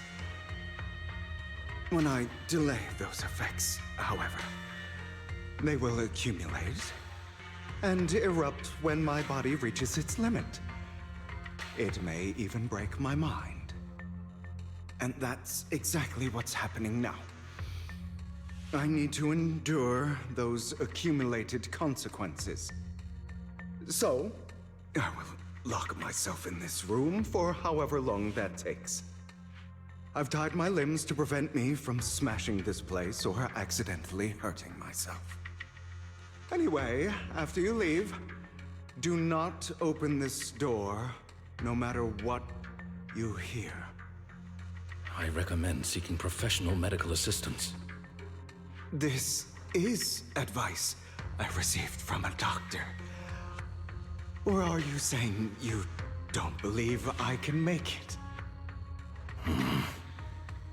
So, I can't. Come find me here at the scheduled time. All you need to do is smile and await my victory.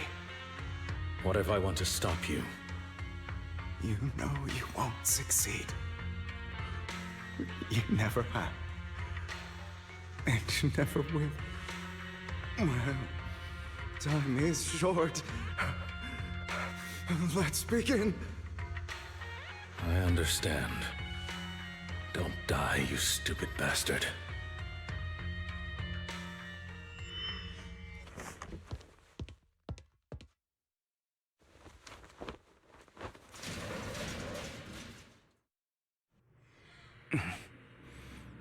Is this because the side effects haven't worn off yet? Lycon's late. I'm surprised. Or is something wrong with time itself? Looks like someone's over there. Might as well go ask.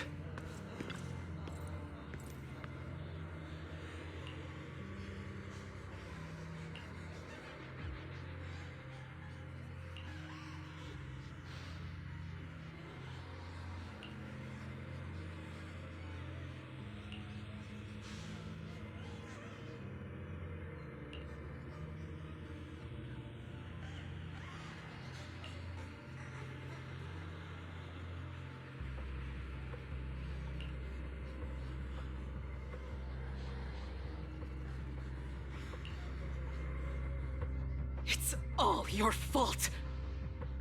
I wish I had never given birth to you!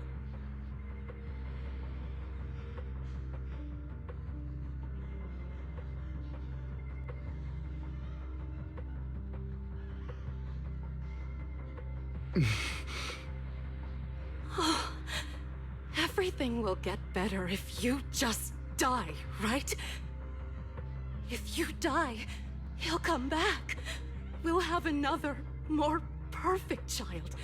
One who will inherit the Ravenlock family bloodline. Then I'll be able to escape this pain. So, Hugo, for the sake of Mommy's happiness, just die, okay?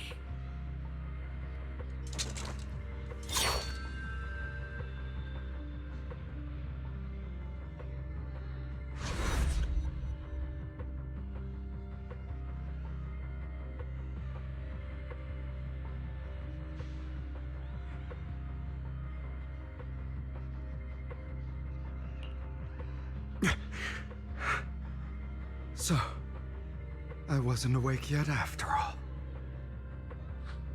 That's because you don't want to wake up again. Who are you? I am you. Hidden deep within your heart. Your most true self. You want to kill her, don't you? Your so-called mother. Every time she beat you without reason, when she tried to gouge out your eyes, when she sold you into that hell, laughing all the while. You wanted to be the one to end her life. Why not admit your hatred? As you are, you can hunt her down and make her pay for the living hell of a childhood she made you suffer. Yes, I hate her. I hate her because she was foolish and shallow, greedy and stupid. I hate her because she doesn't deserve to be a mother. She did everything she could to try and get into the Ravenlock family, believing she could live a life of luxury without having to do anything and never realizing she was a pawn, discarded from the very beginning. So she chose to blame me. Blame me for my heterochromia. Blame me for my very existence. But I won't kill her, because I know it won't change anything. She was incapable of loving me, just as she is incapable of loving herself. Have you been brainwashed by that dog? Keeping up the act of being some magnanimous and forgiving fool? Don't compare us. I've simply come to understand love or hate. I make my own choices, and they have nothing to do with anyone else. She sold you to the Ravenlock family for a huge sum of money. She used that money to start a new life without you. While she was indulging herself, you were going through hell in the Ravenlock Manor. Does it not torment you? Do you not feel the hatred? Do you not want to demand answers? Kill her. Only by killing her can you be truly free. For a long time, I thought the same way. But now, well, I want to make a different choice. Stop lying to yourself. You never had a choice. This weak-minded thinking will only lead you to failure. Like before, you'll be nothing but a worm, trampled into the dirt by those so-called elites. Do you still not get it? This is how the world is, and always has been. Hesitate and you'll be the victim. If you don't grab your knife first, you'll end up being on the other end of the blade. If you want to change anything, you must first become the one who makes the rules. Just like that woman. The only reason she could treat us that way was because we were weak. So listen to me. Find that woman, kill her, and prove to this world your strength. It's what she deserves. Why forgive them? They don't deserve it. I'm not forgiving them. Or rather, I don't care about them. They don't even matter, at least not yet. You know, perhaps the person I hate the most, the one I truly cannot forgive, has never been someone else, but rather my weak, powerless past self who could do nothing but hide inside a closet and cry.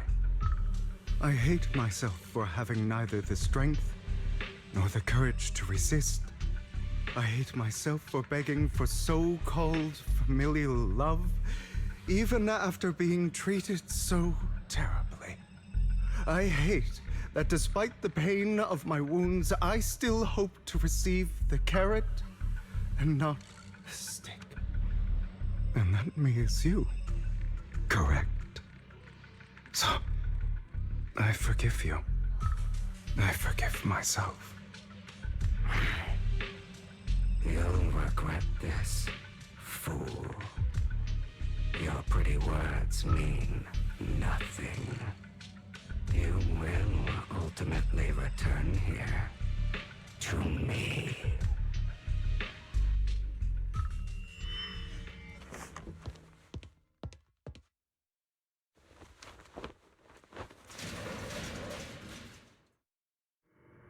I see.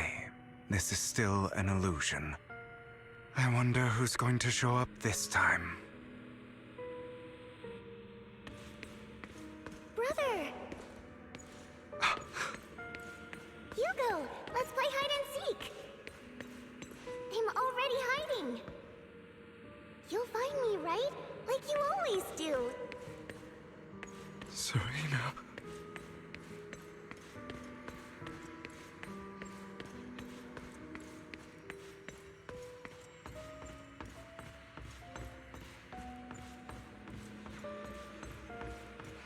You're looking in the wrong place. I found an even better hiding spot this time. Harder to find than any place you showed me. Hey, Hugo. Do you ever wonder why I had to die? It was because of me. That's right. It was because of you. It's all your fault. If only you didn't exist, I wouldn't have had to suffer.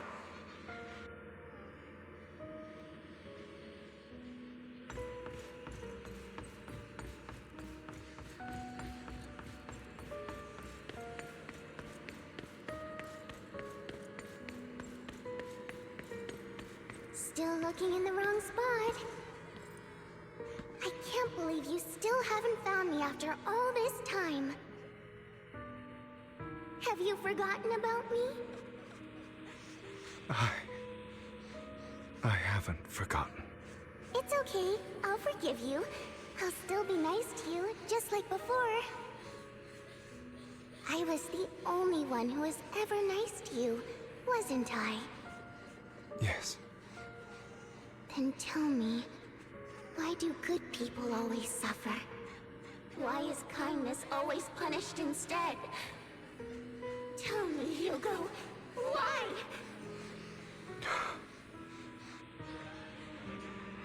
Hugo, are you lost? Go back the way you came. I left you a surprise there.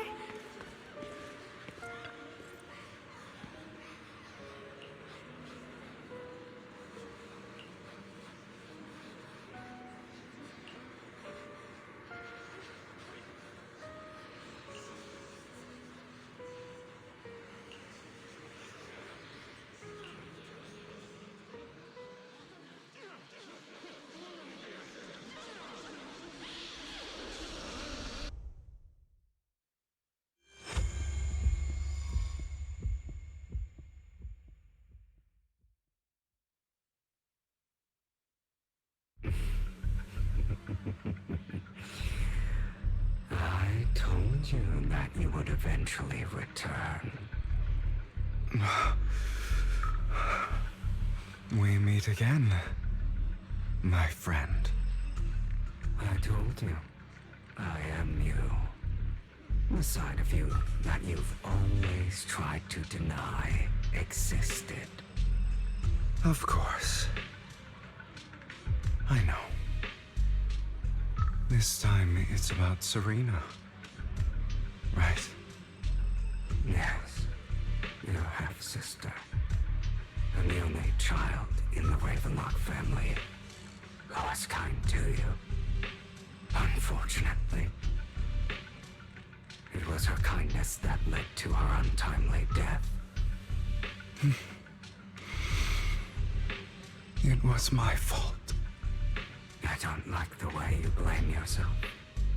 Because that means I'm to blame as well. And I don't think I did anything wrong. Your mother sold you to the Ravenlocks. And your father, he saw your talent and wanted to use you to push the other children into competing with each other. My brothers and sisters wanted to get rid of me from the moment they first saw me. In their eyes, you were no more than a slave.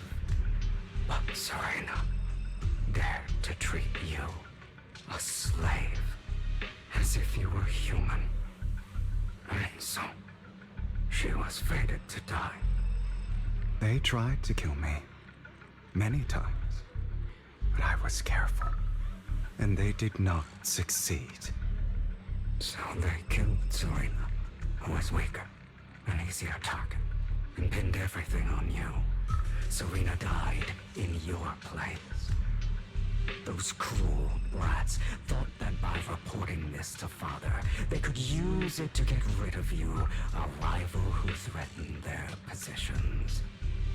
Yet, not only did Father not blame you for the incident, he praised you for it. In this world, only the ruthless, cruel, and merciless can stand at the top. And that's exactly what you managed to live up to, no? You found a perfect opportunity thereafter to catch the ringleader of the group who framed you and almost beat him to death.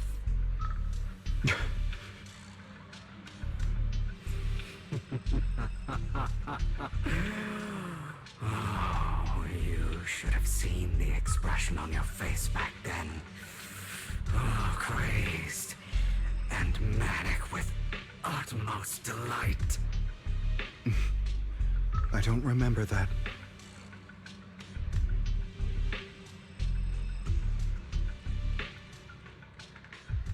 Here you go again, trying to deny your desires. Deep down inside, you've always wondered, asking yourself why these evil people never got the punishment they deserved. Why the world is so unfair. Don't you want to rip them to shreds? Just like that day when you beat that boy's face into the dirt until he was barely recognizable. His disgusting blood staining your fists. Recall your exhilaration, your cathartic release of rage, that outpour of hatred. That victory belongs to you. You deserve it. Those brothers and sisters of mine are all dead. I cannot take revenge against the long deceased. They died by Hartman's hand. Dying in the power struggle to become the Ravenlock family's heir, rather than by our side. Boring. Boring. I find it hilariously ironic. Children who would murder their own kin for scraps of power dead at the hand of their uncle who followed their example. Is that not karma? Power struggles pitting kin against each other, betrayal, suspicion, and hatred between people of the same blood. It's like a curse written into the Ravenlock family's genes. Laughably stupid. Don't forget, my dear, that the same blood flows through your veins.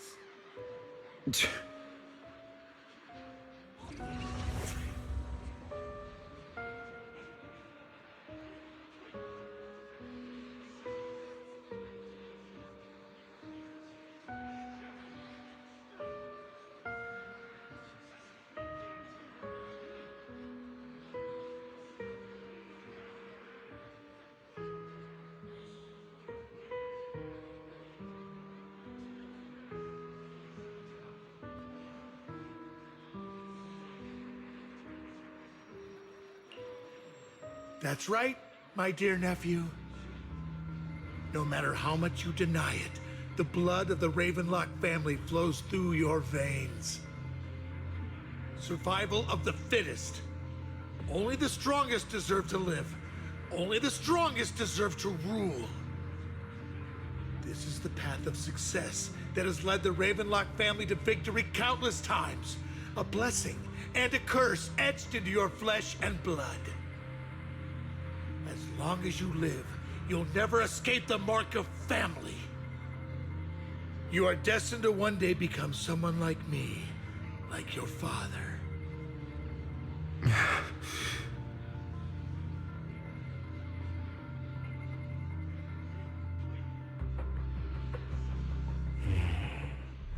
Is that fear I sense?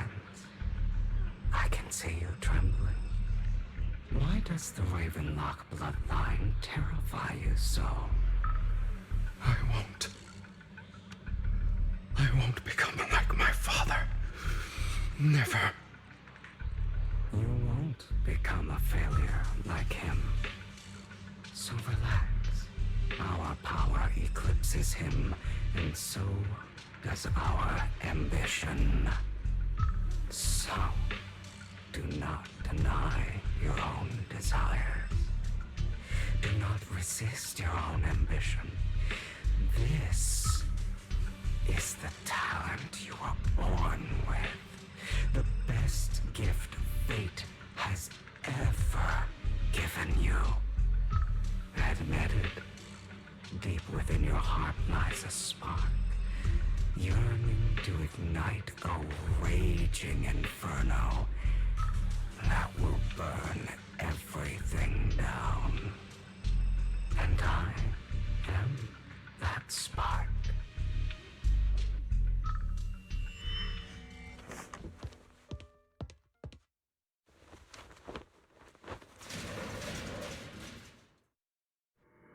Lycon.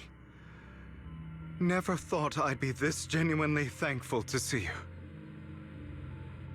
Seeing you means this never-ending nightmare is finally over, right?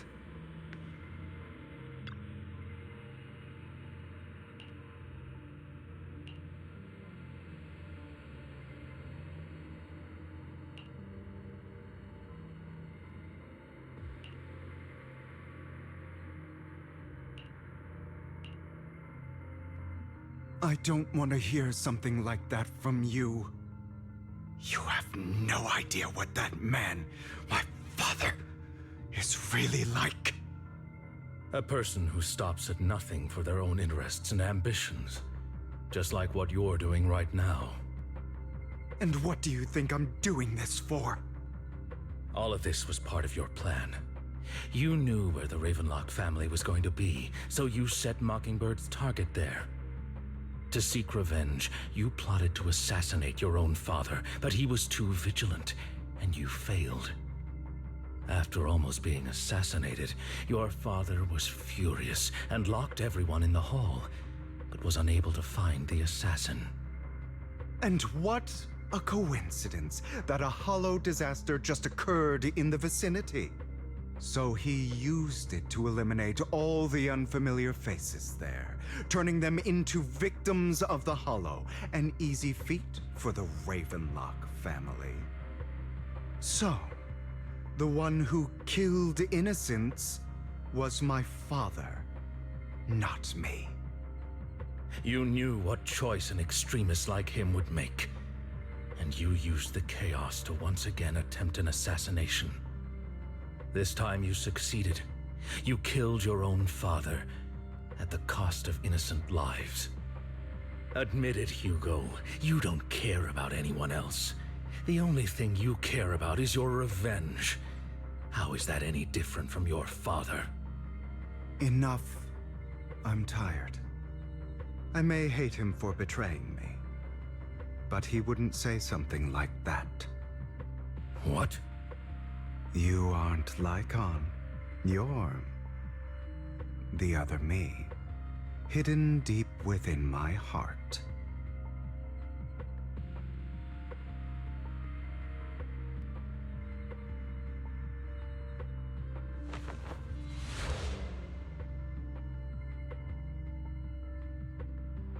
I've been waiting for you, my dear. It seems you've already grown accustomed to this place, even turning the tables on me. Just as you said, You are me, and I am you. There's no such thing as having an advantage over oneself. We are ultimately one and the same, forever inseparable. Then you should know what I want to say. When you and Lycon split, you didn't even try to clear up the misunderstanding, didn't deny or argue against what he said. Because you realized that deep down, he was right about you. You just hadn't acted on it yet. Some people live only to bring more suffering into this world. Sometimes, murder is what brings justice back into this world. For that, I must stain these hands in blood. That's right. Just like what you said before you faked your death. Were those words really just an act? To slay the dragon, you must first become one, with sharp claws, rending fangs, and strength enough to destroy anything. You know the truth better than anyone. If you hadn't hesitated, and instead seized the first opportunity to kill your father, none of what followed would have happened.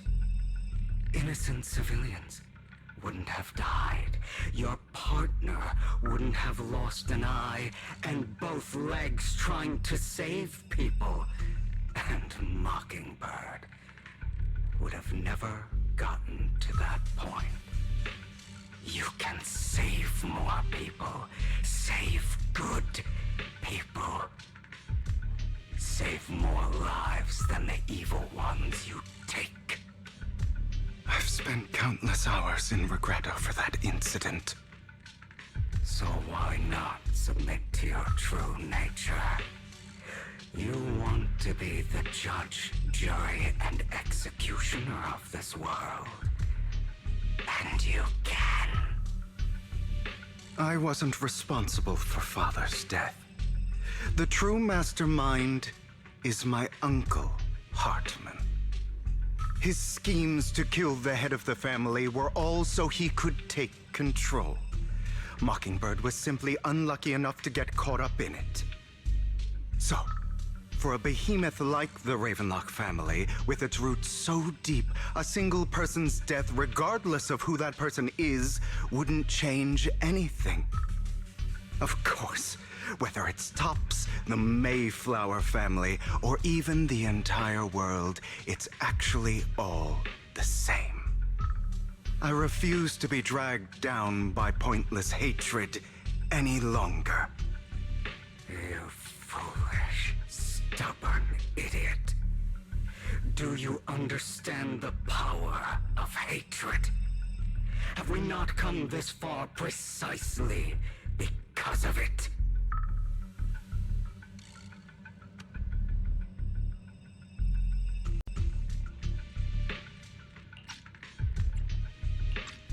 Or are you going to follow Lycon and Jack's twisted logic?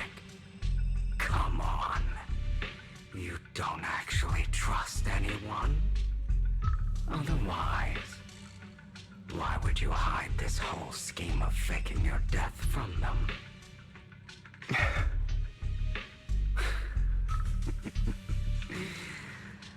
You've built an impenetrable wall around your heart, keeping everyone out.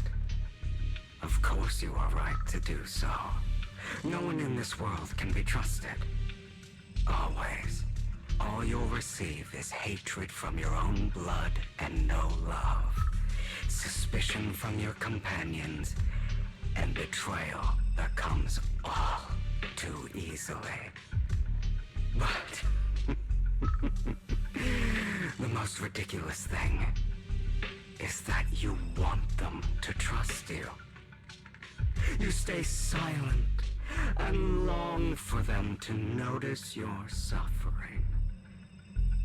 You yearn for your companion's understanding and trust.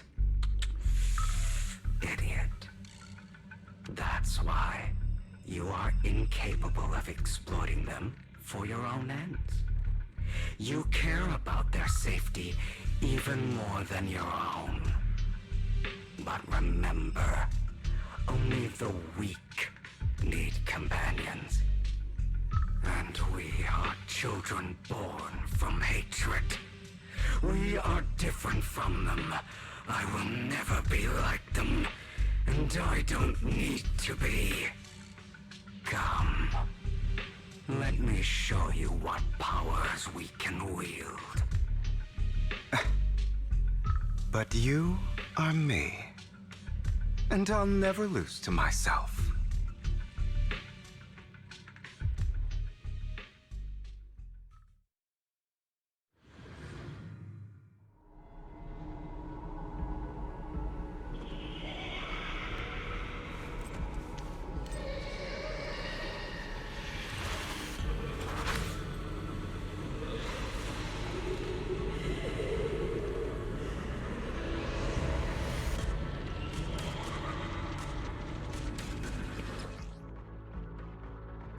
Think about all the injustice you've suffered. If you choose to forgive, you're betraying yourself. You know that. Letting you consume me would be the real betrayal to myself. Is that all?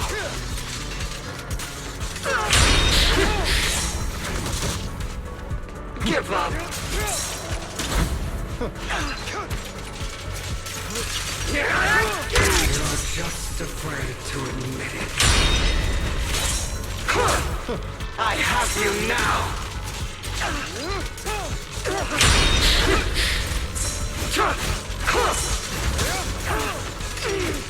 You're too scared to face your true self and what you truly desire. Give up!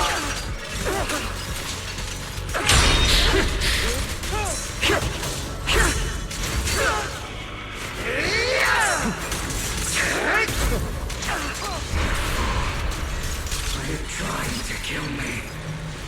You think you can just get rid of me?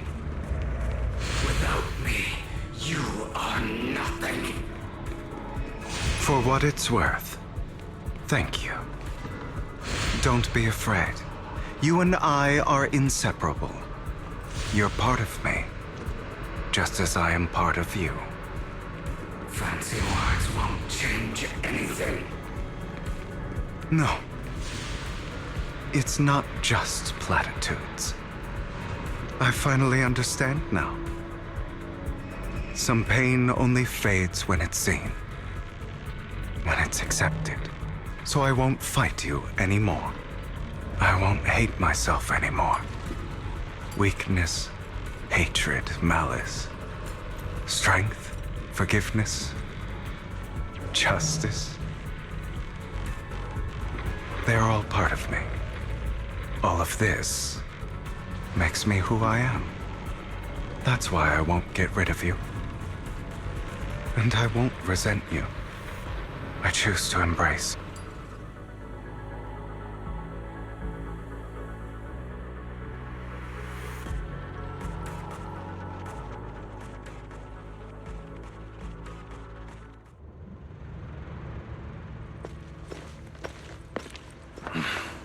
Hugo, it's time.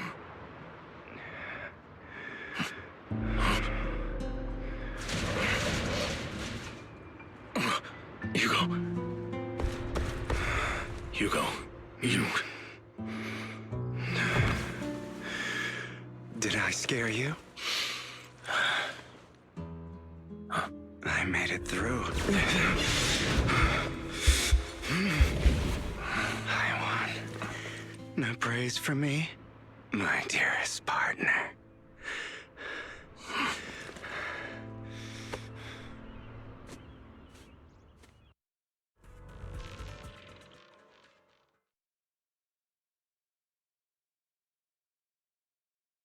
This is just like what I saw in my dream. I Guess there are still some lingering side effects.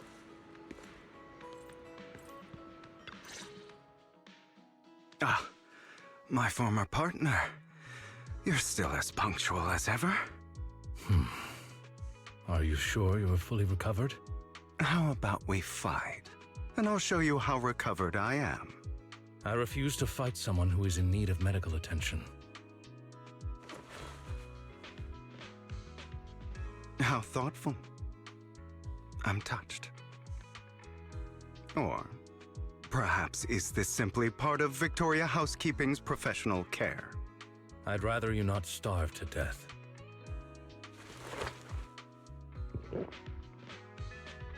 Not to your liking. I'm fairly certain this is the same kind as before. No. I've just gone too long without food. It feels a bit uncomfortable. Either way, thank you. Now tell me, what exactly happened in the warehouse? Just going a bit crazy from... you know what? Were you expecting anything else? But I did have a very long dream. A dream about many things from the past. If I had to put it into words, it would be like giving myself psychological therapy. You seem like you could benefit from some too. How about it? Want to book a session with me? Trust me, I'm a pro. Seems you really have recovered. Well, of course. I'm feeling pretty great right now. Like I could argue with you all day on every petty detail of who exactly was in the wrong back then. I wanted to ask, what you said about Mockingbird before, when you faked your death, was that part of the act? Oh, you mean the part about how Mockingbird has never really changed anything or saved anyone. I didn't expect you to still be so hung up on this. Interesting. After all, it was you who chose to betray Mockingbird. To betray me.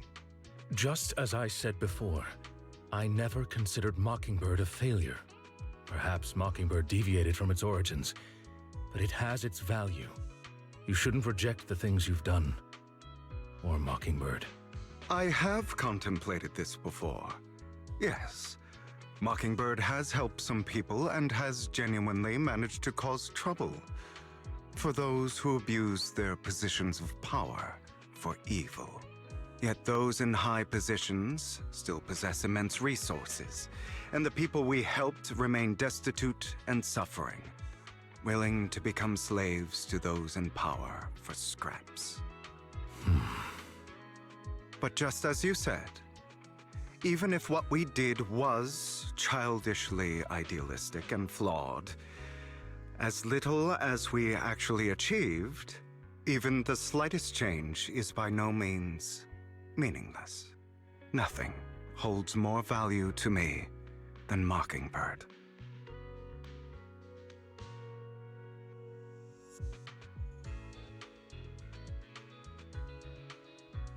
All right, let's catch up later. I still have things to do, and need to wrap up my plan. I thought you would rest up first. As much as I would prefer that. My dear uncle and the Exaltist fanatics likely would not give me such an opportunity. If all has gone to plan, the fish will have taken the bait already. And if everything goes very well, I'll soon have solid evidence of the Ravenlock family's crimes. Well then, thank you for your assistance, former partner. Let's part ways here. I'll go with you. Lycon, surely you don't think that because I just recovered, I'm too weak to deal with those useless fools. Hartman's actions will disturb the safety of New Eridu. As I serve the mayor, I should intervene. Very well, whatever. Let's go. And don't slow me down.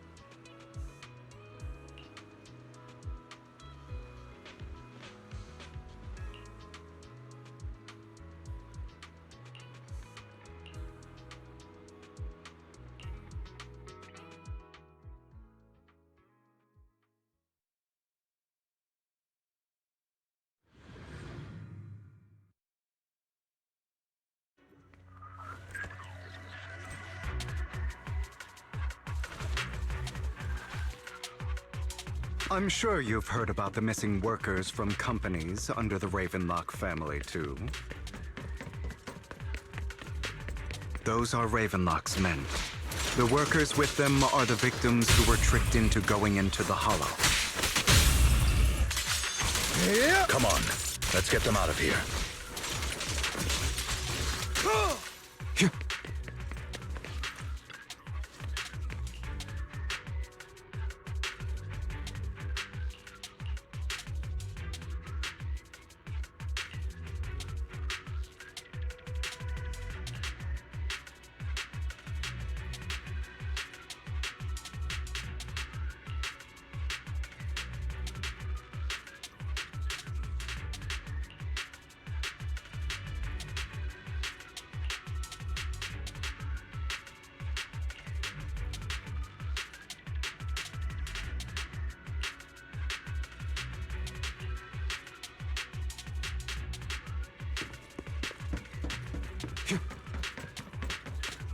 Bunch of nobodies.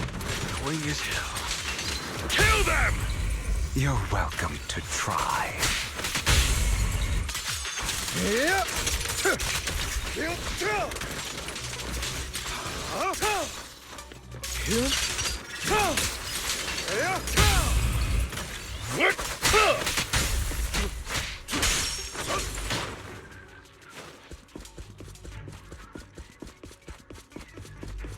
More workers here.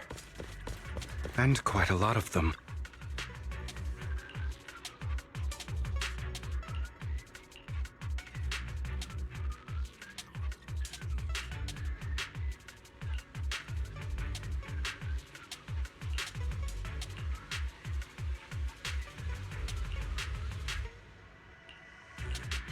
Is Hartman behind this, too? Of course. He threw them into the Hollow like offerings for the Exaltists. To him, those workers are just another resource, no different from the ether his company mines in the Hollow.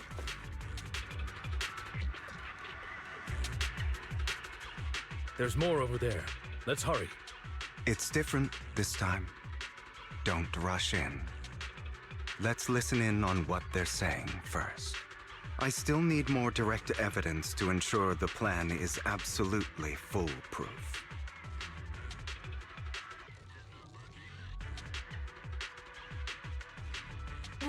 The compensation you promised, it's all real, right? All we have to do is follow you into the Hollow for some simple tasks, and you'll give us a huge sum of dennies. It sounds real suspicious. Shut your trap. You keep yapping and asking questions. If this is all so suspicious, why were you so eager to sign up for it? Because I don't have a choice. My daughter was previously caught in the Hollow disaster and suffered severe corruption. The treatment costs have completely drained our family's savings. So that's why... It's the same for me. A serious illness at a senior age. I need the money. Who would risk taking a job like this unless they were desperate? I'll do it. No matter how suspicious. As long as I can get paid, I'll do anything. Even risk my life. Wait, you people from the Ravenlock family, you're part of a big company in Tops. You wouldn't go back on your word, right? Don't worry, you'll get every denny you were promised. But before we start, you all need to take this medicine first.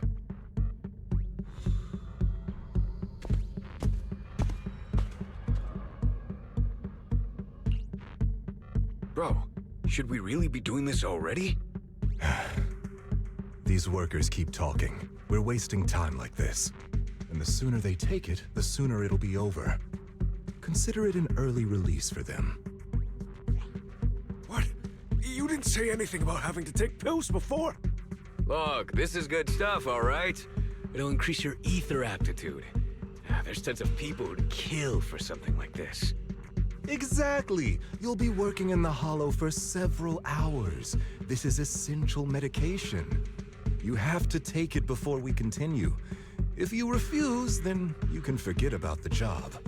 Of course, You won't receive the compensation either.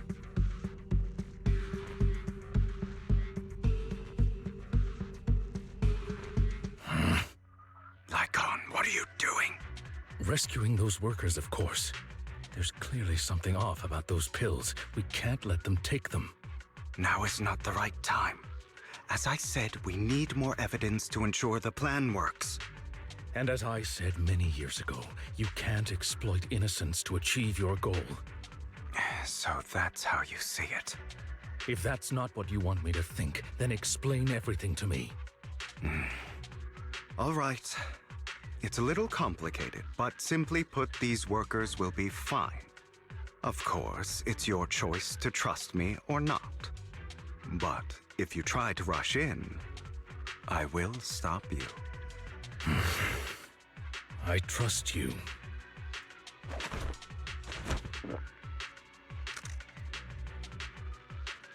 All right. That's the evidence. Now we can go and beat them into the ground as much as you want. Don't forget, you owe me an explanation. Also, don't overdo it and kill them, even if they're the worst of the Ravenlock family. All right, Your Holiness, Saint Lycon. Who the hell are you? Why don't you take a guess? We're the ones here to stop you. Can't remember the last time. Your legs? How are they feeling? I'm fine. To be honest, I think I prefer the way you used to fight. You had a lot more aggression. I've merely learned to control my strength. The end is nigh. God damn it! Who the hell are you? How dare you mess with the Ravenlock family? Ravenlock. Savor the name while you can, for it will soon cease to exist. What's that supposed to mean? It means exactly what I said. I think this might be good for you. Sever your ties while you can. You still have a chance to walk your own path. The family's honor comes above all else. Is that really what you think? I saw the compassion on your face just now. You're not from the main family, right? That's why you were assigned to these trivial tasks. But in reality, there's no need for you to keep playing this boring game for them. I don't have a choice. From the moment I was born into the Ravenlock family, You always have a choice, if you're willing to act. All right, let's end the small talk here.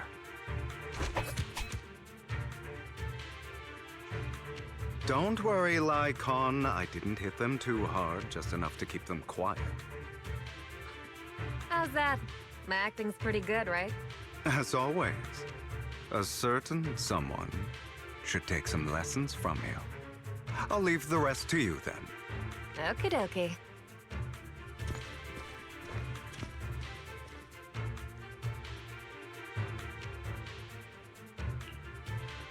Okay, now can you tell me exactly what's going on here? As you can see, that worker just now was actually an informant of mine. The pills were swapped out with vitamin tablets. Outside of this batch, some workers have already taken the actual substance Hartman has. But rest assured, the antidote for it is already in development. I found the best in the field to help, and with the data I collected before, we should have results soon. I wanted to ask. The reason you decided to lock yourself in a room and endure the effects of the drug, besides getting evidence, it was also to collect data on this drug in order to create an antidote, correct? It seems you're not completely beyond hope. I thought you were just being stubborn. Sometimes I wonder if you know me at all. Then, I have one last question. Why did you never tell me any of this back then? The truth is, I heard everything. that entire conversation between you and Jack. Before he passed away in that small attic. When Jack called you aside and gave you those warnings. When he told me you might go down the wrong path? That's right. You never said anything. What would I even do? Scream and rage over your suspicions, or get on my knees and beg for you to trust me? You know there's no way I'd allow myself to do such a thing. Besides, back then, even I was confused about myself. Jack, It's all in the past. You don't need to explain anything to me. Enough. We should get going. If we're going to reminisce over the past, we should find a more suitable location.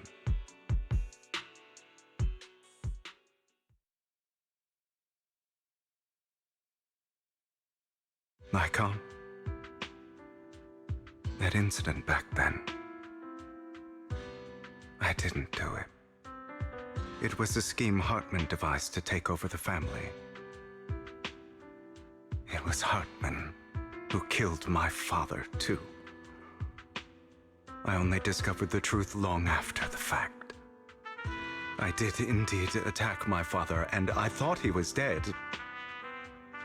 But he wasn't. I couldn't kill him.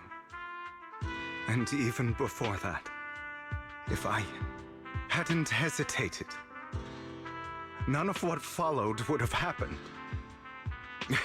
Even now, I still think they deserve death. But I no longer care to personally deliver that fate. They're beneath me. And I have more important things to do. I know we may never agree on that point, Lycon.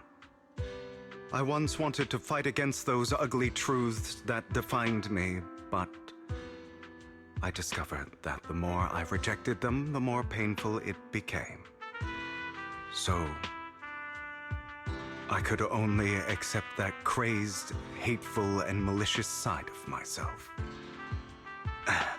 As long as I know I will never become like my father, like Hartman, that is enough for me. You've changed. But I think that might be a good thing. Don't patronize me. You've changed a lot too, compared to before.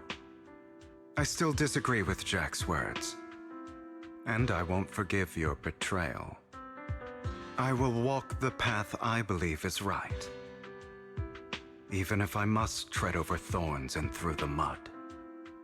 But I will also allow you to walk your own path, Lycon. Should I say thank you? You're welcome. Come to think of it, we haven't talked about your legs and eye. It was just an accident, not your fault. I'm doing well now. I hope you are too. On the contrary, perhaps I should be the one apologizing. I misjudged you. I used to think you wanted power, that everything you did was for your own ambitions. I thought you wanted the power to pass judgment on all in this world, like a god. I am a god. I am my own god. Or you could say that in this world, everyone is their own god. There are many things that we are powerless to change. But there are also many choices we can make. Just as I said before, I am the only one who can kill me or save me. I'm glad you think that way. Let's go. I still have one last thing to do. To witness the end of Ravenlock.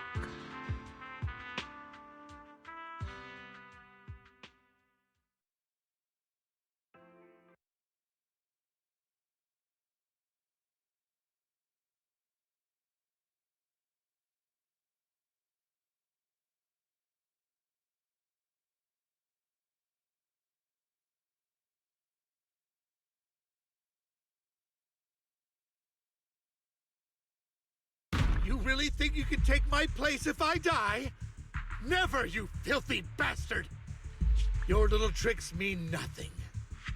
As long as the Ravenlock family stands, I can still get back on my feet. You still don't get it, do you? This was never about avenging my father. And I don't care about taking your place. I didn't come this far just to kill you. That'd be pathetic. Right on cue. Why don't you take a look at this, Uncle? On behalf of TOPS, I'd like to clarify that we had no involvement in the Ravenlock family's actions. TOPS is officially terminating all partnerships with the Ravenlock family, effective immediately. We will have no further affiliation with them. Are you crazy? What the hell do you get out of ruining the Ravenlocks? You want to be a petty thief forever? Thief? Oh, Uncle. Allow me to reintroduce myself. I'm the name people whisper about. The one who robs the rich and gives to the poor. I'm the master con artist who can fool anyone, anytime. I'm the leader of Mockingbird. The one who turns every headline into my own stage. I have friends who'd catch me if I fall, partners who'd shed tears for me, and allies who always have my back. I am Hugo Vlad. You're the one who needs the Ravenlock name. I never did. You ungrateful bastard! You should have never been born. You flatter me. Same goes for you, Uncle.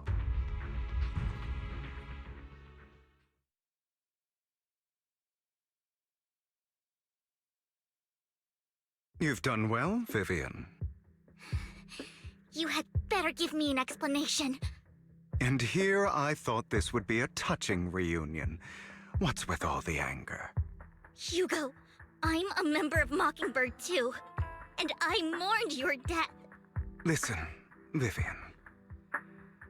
I don't want you or the people you cherish to get caught up in danger because of me. I've always been selfish, so I don't hesitate to use you all as variables in my plans. But it is because I am selfish that I also don't want my failures to affect my treasured companions. In any case, if you were in the same position, would you not make the same decisions? Lycon's taking care of everything outside. We should go. Also, Belle, thank you. And I'm sorry for the whole act where I threatened you.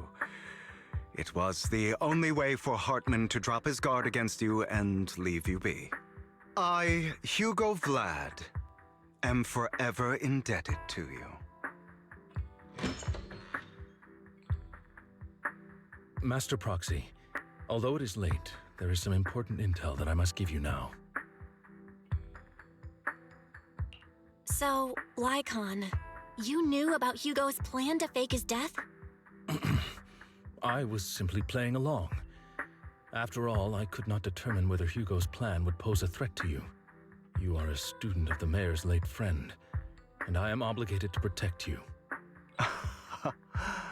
You still have that habit of finding awkward excuses when you're embarrassed.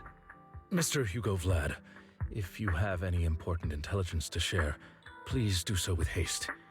I need to return to rest before midnight.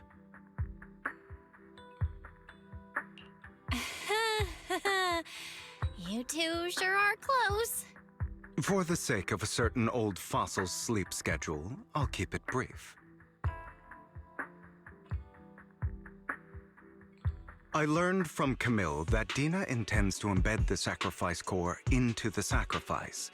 Apparently, it will make the sacrifice much stronger. Sacrifices created this way will not retain their minds and will indiscriminately attack all living beings, including their creator. So the Exaltists don't do this. It would bring them no benefit. But Dina's concoction can control people's minds. If a person takes the pill and is injected with the serum Landon left behind, the sacrifice would be under its creator's control. Although the dormant sacrifice has been destroyed, Dina found a batch of that serum her father created and wants to create new sacrifices.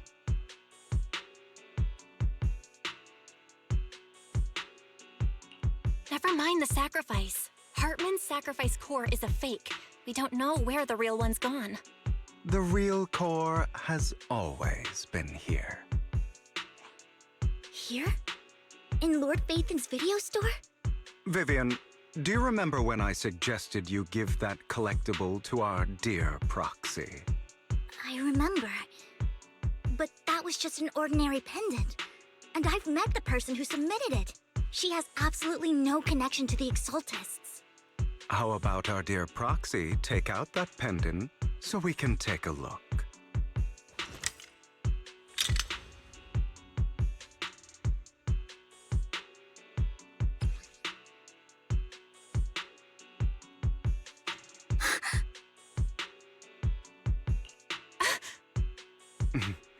I'll take your surprised expressions as a compliment for my little trick. I will hand over this core to the mayor as agreed, since he fulfilled his promise to protect Vivian and the manager while I was pretending to be dead. I won't go back on my promises. No wonder the mayor would promote rhetoric favorable to Mockingbird. I can't believe I thought he was actually being sincere.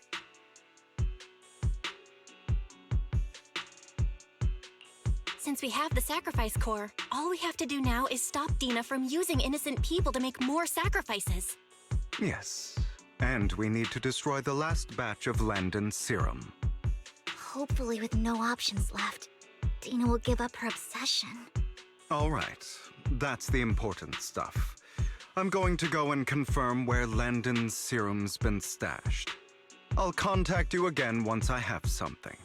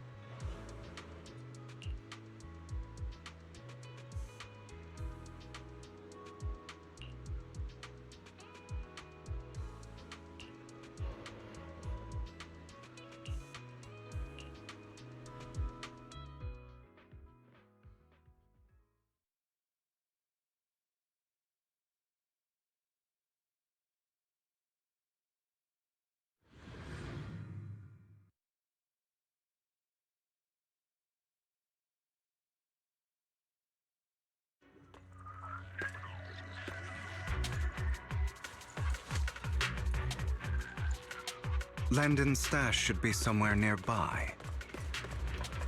I did some digging. Some of the missing workers were brought here too. Dina's getting ready to make her move. Don't worry, we'll clear them out.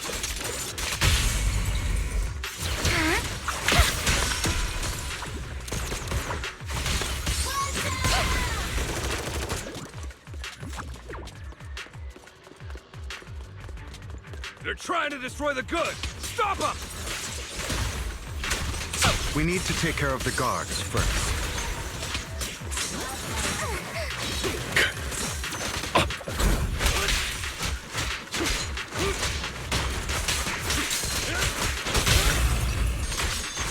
Yep. Some of the serum is stored in this warehouse.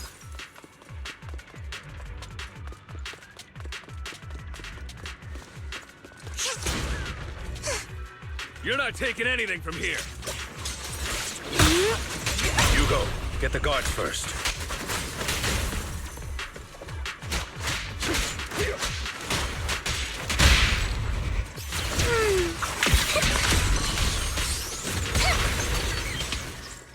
Don't touch me.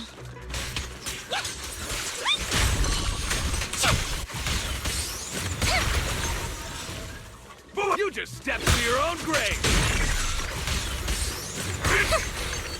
Fools. Time to hunt. Truth is a beloved fairy tale. Where are you looking? Together, Lord Phaethon? Out of my way! Back in control. Time to hunt. With this power? I'll write the ending to your nightmare. Don't look straight at the moon. Take this. More of Landon's serum survives than expected. Fortunately, since they're still here, it means Dina hasn't executed the final step of her plan.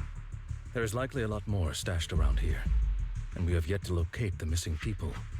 Our actions here won't go unnoticed. Perhaps they're making plans to deal with us on their side. With Landon and Dina's concoctions combined, she may be capable of creating a sacrifice that obeys her. If it comes to that, this will get far more troublesome.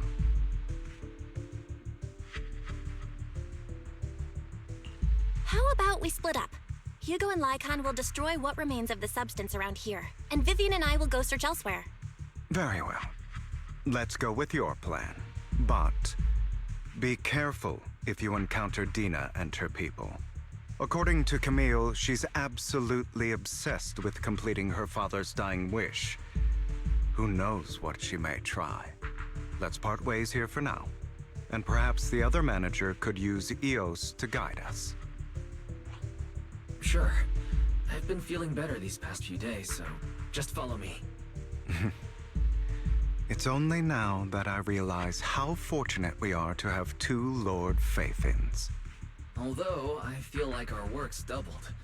In the past, Belle and I would only ever work on the same route. Greater power means more responsibility. And in any case, I'm sure the mayor would be able to provide double compensation. He's a very generous person, after all. Right, Lycon? I will request additional compensation from the mayor. Compensation is just one aspect. It's one thing with Belle being in the Hollow in person, but now with us working on separate routes, I can't help but worry even more for her safety. Oh, but I trust in your abilities. I'm just not quite used to this.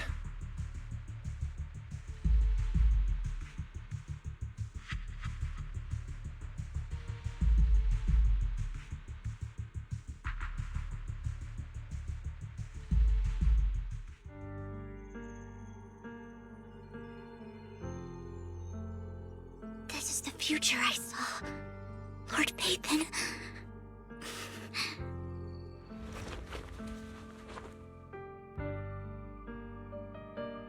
I'm sorry. This time, I will make sure the future I saw does not come to pass. I don't want to bring you misfortune. That's all I wish for.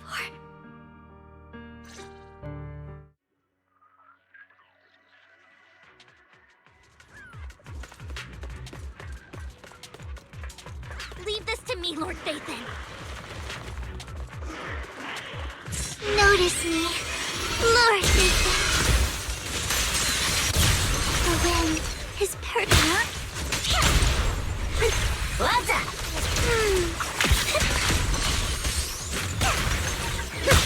How dull. Lord Phaethon, there might be more serum here. How dare you steal from Lady Dina! I'll try to go easy on you. No promises. Don't touch me.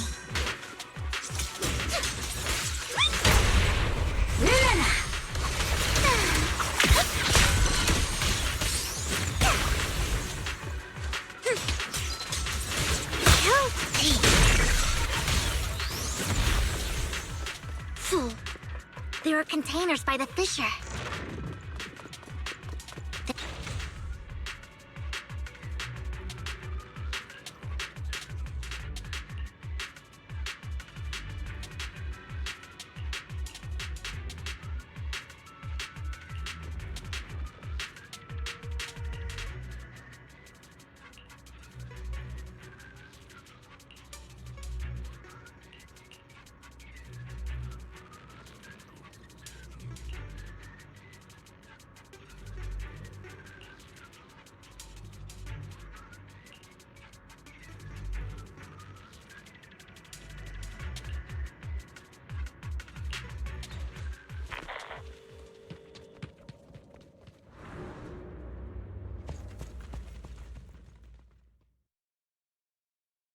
It must have been tough for you to find this place. Vivian, if you had stayed out of it, I wouldn't be so eager to get rid of you. Those people have been taken to safety. You're all out of options. They're just mere test subjects. So what if they get away? There will always be people consumed by greed, and therefore, they will come willingly to me. In any case, what are a few sacrifices in comparison to the completion of Father's grand ambition? Dina, you deceived those people. They didn't come willingly to you. You tricked them, just like Landon did back then. Deceived? Father gave hope to those who had everything taken from them by the Hollows. Vivian, you once rejoiced at the hope Father offered you, too. Before Father took you in, you were no more than an omen of disaster that no one wanted. It was Father who gave you shelter and a purpose for existing. Do you remember the first time you bestowed a blessing under Father's guidance? How did you feel when that person looked at you with adoration and gratefulness? That was the first time you felt hope. Like your existence had a purpose, right? Don't forget that it was Father who, through what you call deception, gave you hope. And you, what have you done? You basked in Father's attention and everyone's adoration, only to destroy everything.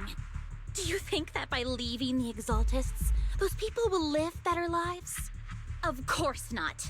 Those who suffered under the Hollows will only continue on as walking corpses, without the hope Father gave them. Do you really think you're some sort of savior, Vivian? In the end, you're just an ungrateful brat who brings misfortune to those around her. It was you who destroyed everyone's hope. Not everyone wants to live in false hope, Dina.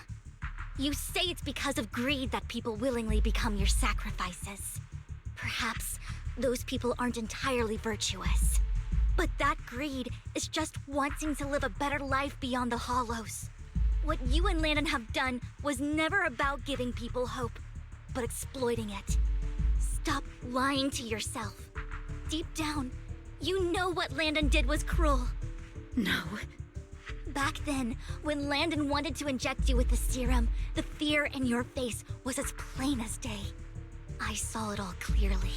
If all of this is as righteous as you claim, then why did you make such an expression, Dina? Don't look at me with such pity! Father did nothing wrong. All of this is to make something of the Hollows other than disaster. That's everyone's only hope.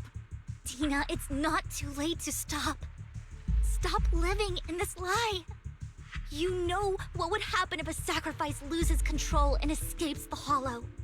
It's not the Hollows that are to blame for those people's deaths, but the hope you keep talking about. That will cause more despair and claim more lives. That is merely the necessary sacrifice to accomplish a greater goal. No one deserves to be a sacrifice. Your hypocritical magnanimity disgusts me. I can always go and get more test subjects if they've escaped. And I will be able to replicate Father's serum with enough time.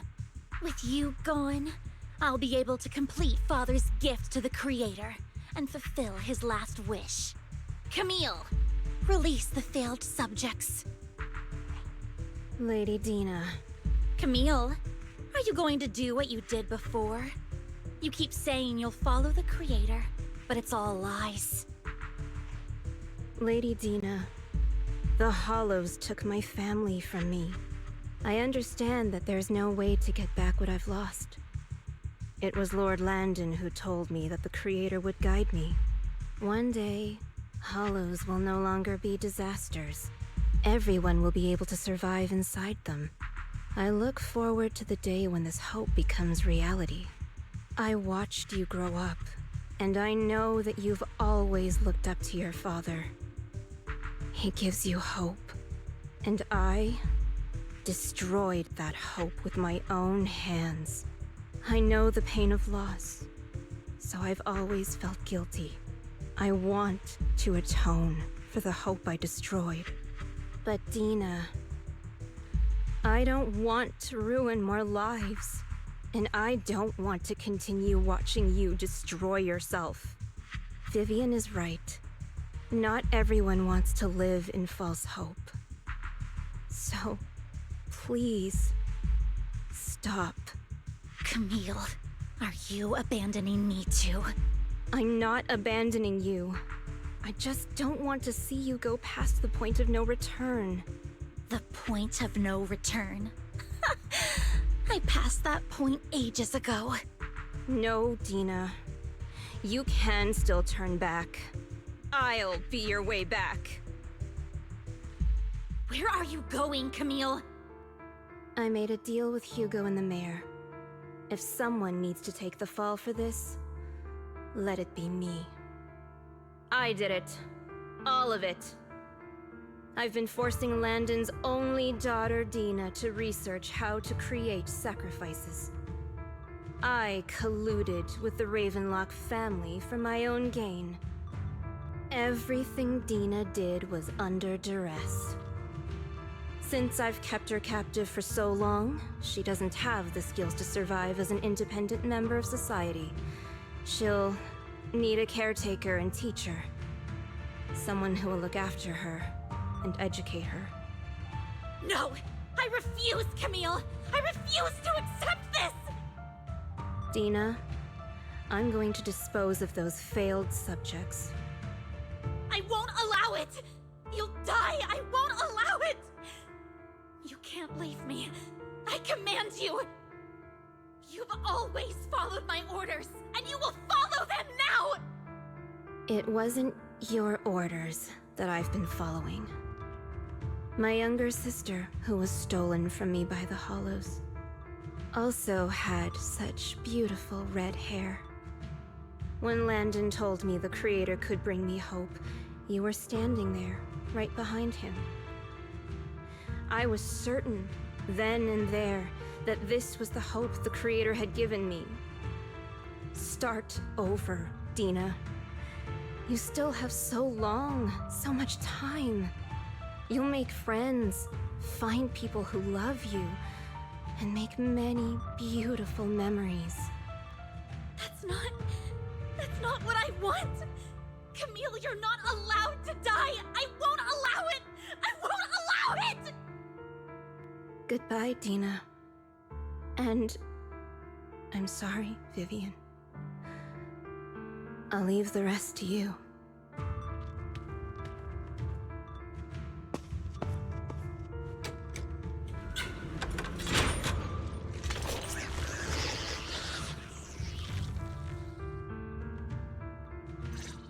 Let's take out these ethereals first. We can't let Camille's efforts go to waste.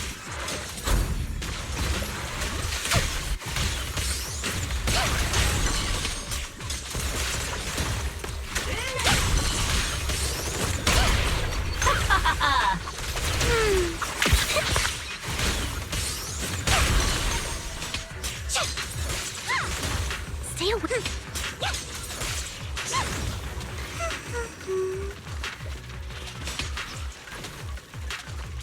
Let's go after Dina, Lord Phaethon. They must be on the other side of the fissure.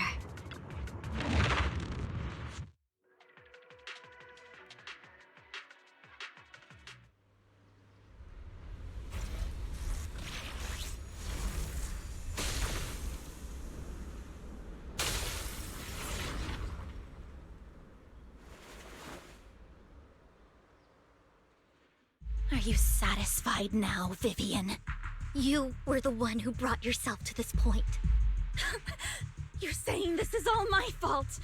Losing my father, losing Camille.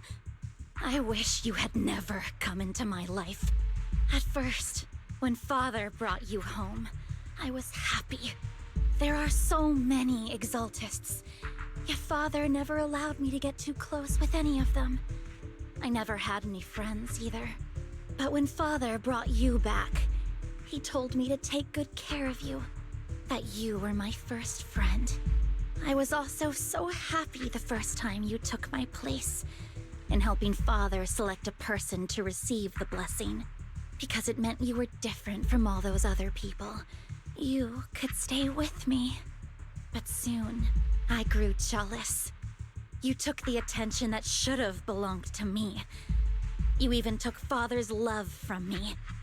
It's only because of my ability that Landon... I know, but... Vivian, jealousy is something you cannot control. Of course, the same goes for fear and hatred.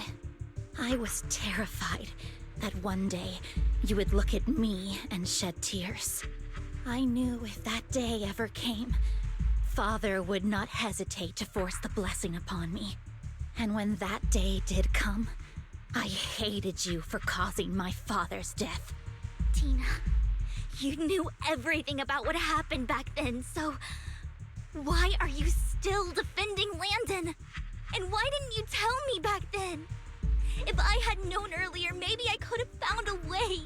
Because it's the only thing that makes me more special than you, no? It proves I had Father's trust. I was more useful to him.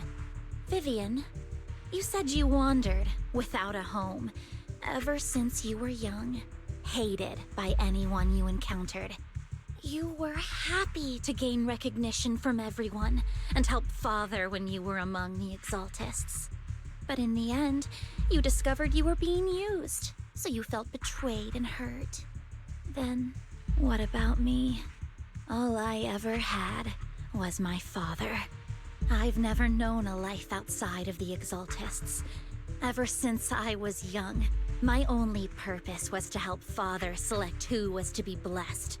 The only purpose I had was my father and the Exaltists.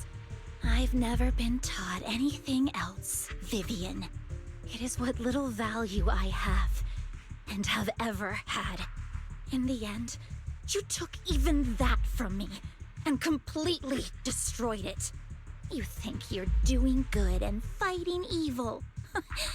You've only managed to affect a small part of your world. But have you ever wondered if maybe that's all there is to my world? I never wanted to hurt you. You were also my first friend. And that's why I wanted to save you back then. Save me? You and Camille all talk about saving me. Why don't you understand? To me, loss is so much more painful than death. Tina, you can start over. Everything Camille did was so you could live on. Let's leave the Hollow together. There are so many amazing places in New Eridu. This time, I'll take care of you. I've also met so many amazing people. I'm sure they'll love you too. Okay, Tina? Vivian, I can't forgive you. And I don't want to forgive you. I have nothing left. If what little hatred I do still harbor were taken from me, well, I refuse to be so pitiful.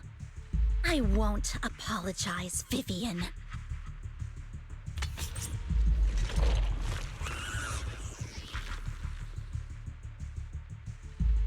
I don't want to hate myself, so I can only hate you for killing my father, and hate Camille for leaving me.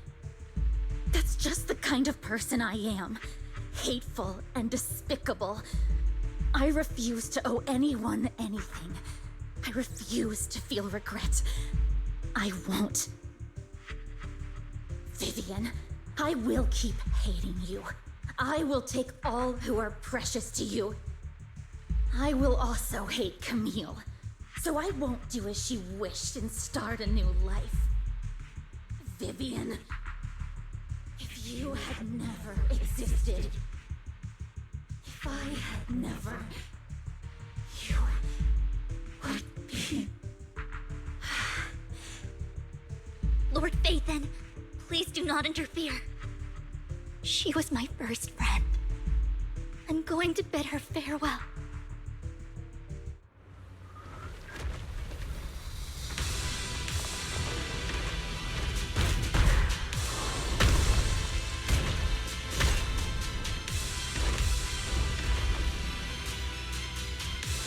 Tina, soon, pain will be over. Lord Phaethon, don't come any closer!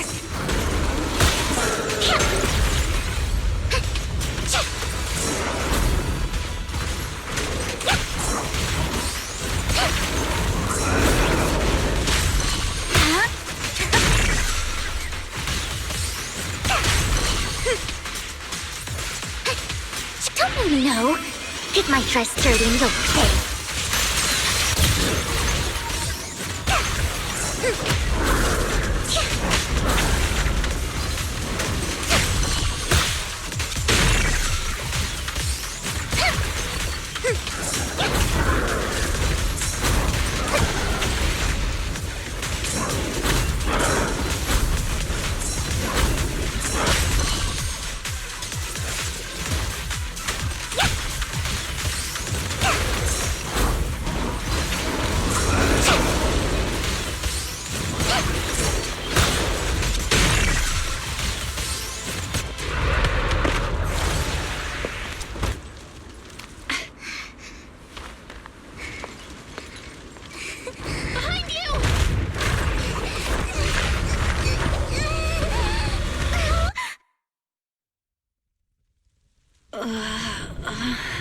What happened?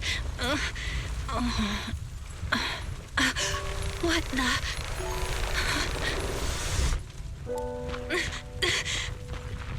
Vivian! Belle, don't come near me. This is my own choice.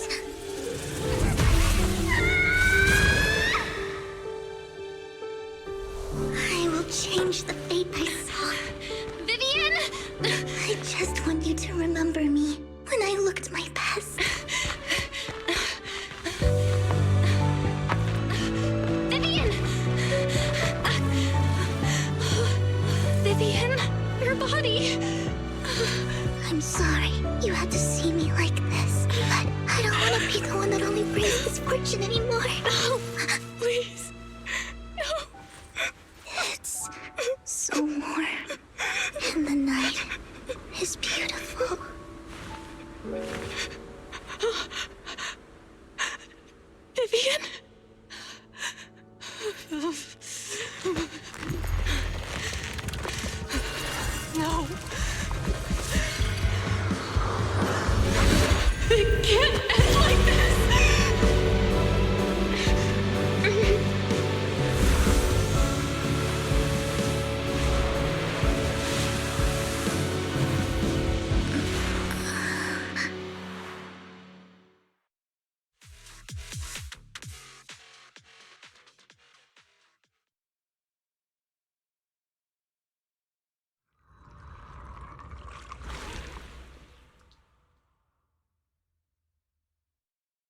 Belle, you're scaring me. Belle, I'm so glad you're awake. What happened? I remember Vivian and I... Wait, where's Vivian? She injected herself with Landon's serum! Hugo and Lycon brought you out of the hollow. You were in a coma and... I'm so glad you're safe. And you said Vivian used the serum on herself? But she looked fine to me, barring a couple of scratches. Hugo sent a message earlier saying he got her checked over, and she was all right. Can you recall what happened? The situation was dire, so Vivian used the serum on herself to defeat the ethereals. I saw the crystallization process starting to occur. And then I can't describe it, but I think I saw something. At the time, all I was thinking about was wanting to remove the crystals from Vivian. I don't even know what I did. But then I passed out, I guess. What happened after that? When I led Hugo and Lycon there, it was just you and Vivian lying on the ground. We didn't see anything else. Never mind that for now. Belle, do you feel any discomfort? Just a bit dizzy. For tonight, just get some rest. Hugo and Vivian said they'll come over tomorrow, so we'll discuss everything then. Okay. Good night, then.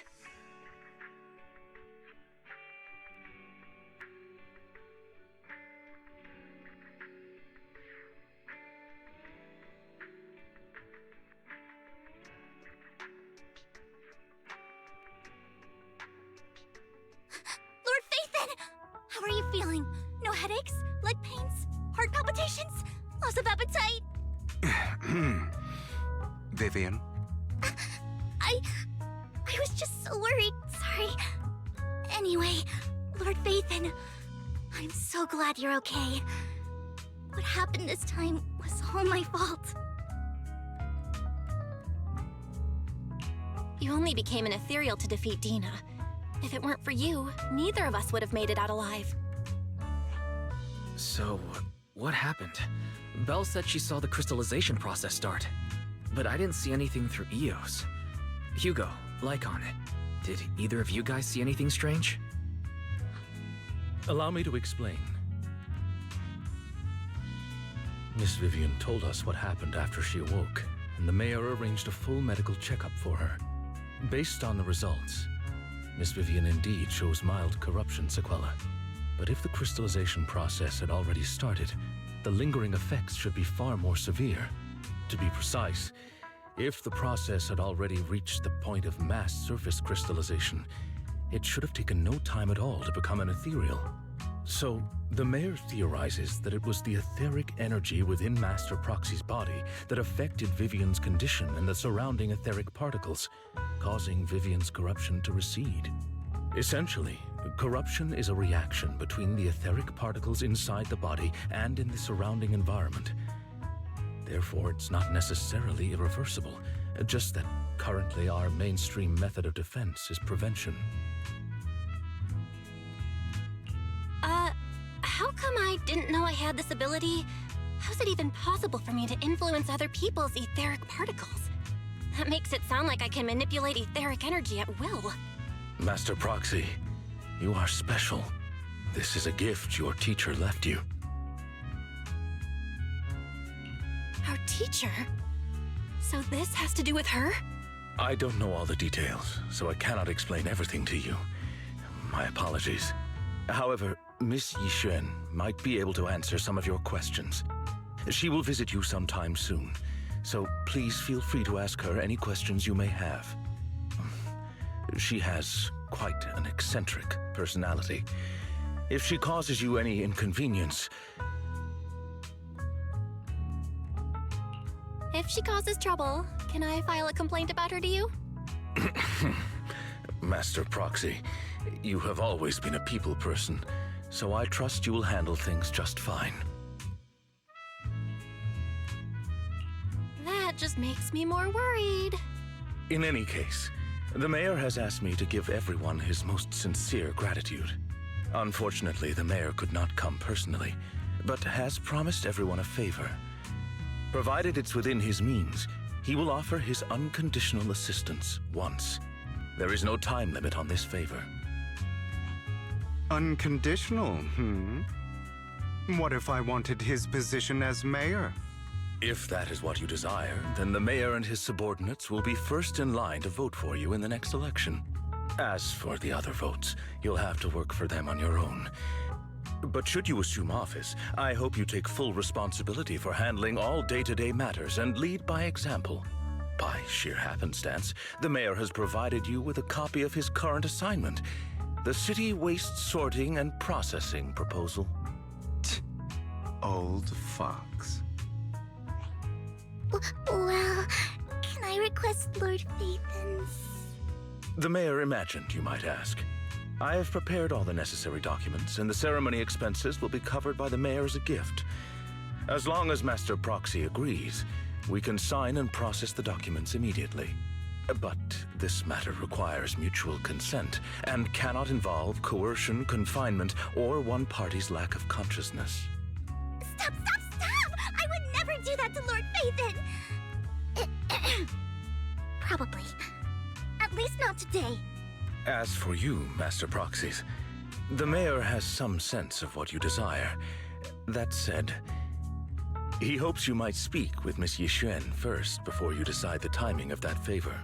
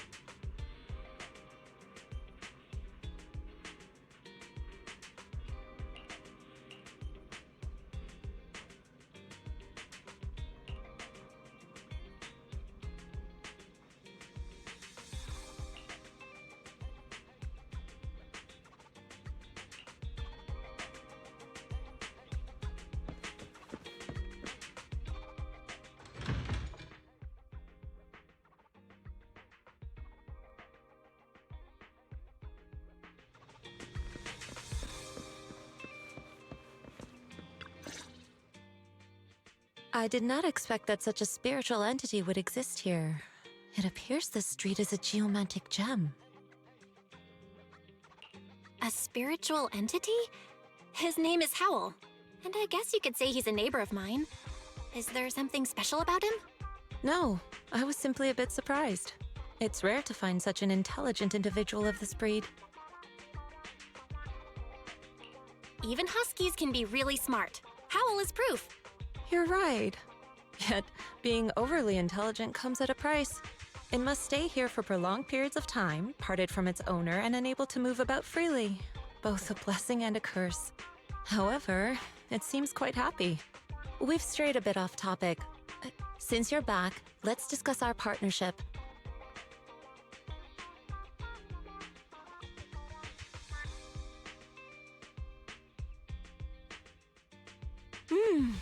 Nice job. Good air circulation, excellent layout. Very suitable for a business. Your bamboo here are also very energetic. It seems your fortune is good when it comes to wealth. Didn't expect you to understand feng shui. Thank you for your blessings. But who exactly are you?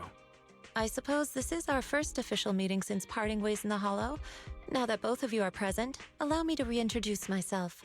My name is Yi Xuan, a mystic from Yunquei Summit. Wait, mystic? Like those people in movies who can tell your fortune and go around blessing people? This is my first time meeting one in real life. But what's Yunquei Summit? Just an ordinary sect of the mystic arts. Our disciples travel all across New Eridu and sometimes collaborate with authorities. Currently, I'm affiliated with the Hollow Investigative Association. Right now, however, I'm here to discuss a partnership in the name of the Mayflowers. So, what sort of partnership are we talking about? I have reviewed the documents provided by the Mayflowers. You previously underwent an implant surgery. After recent adjustments, abnormalities occurred. These abnormalities bear resemblance to the craft practiced by us at Yunquei Summit. If you are willing, I can teach you how to better control your abilities. To better control my abilities. It sounds great, but there's no such thing as a free lunch.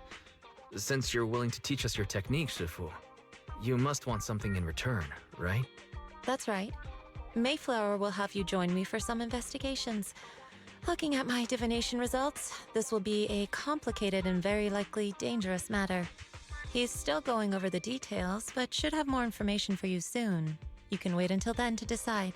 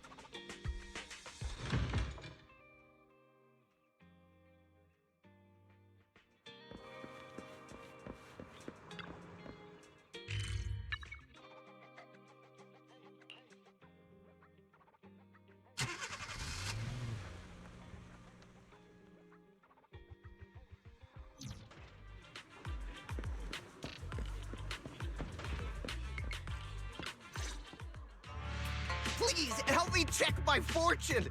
Here's my pop. Look, doesn't this thick wealth line mean I'm about to strike it rich? I've looked it over, and your fortune is decent. Huh? You barely looked at it, and you're already done? You have good fortune. What? You don't believe me? I do. Thank you so much. Next, it's my turn. Hey, wait, hey, quit cutting in line.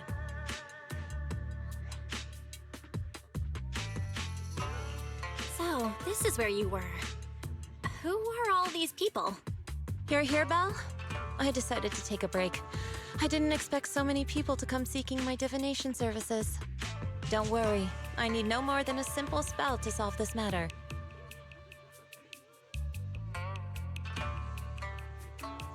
Fortune-telling services is 10,000 dennies per session.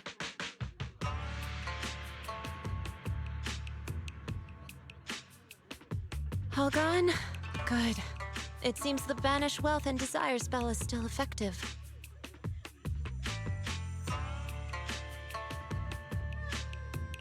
Banish wealth and desire?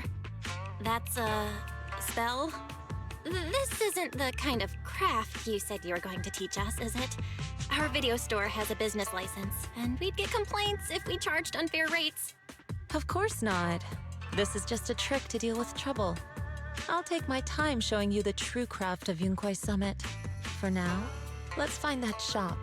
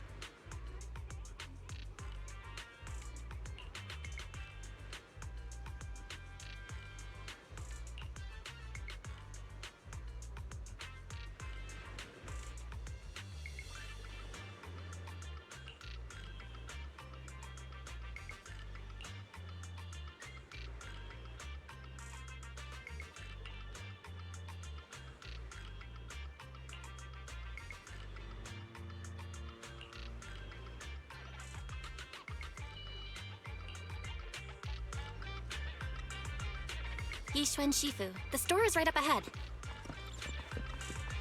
Yes, this is the place. Ah, this is the one. Seems it's closed. Another wasted trip. Not necessarily. 1 second, please.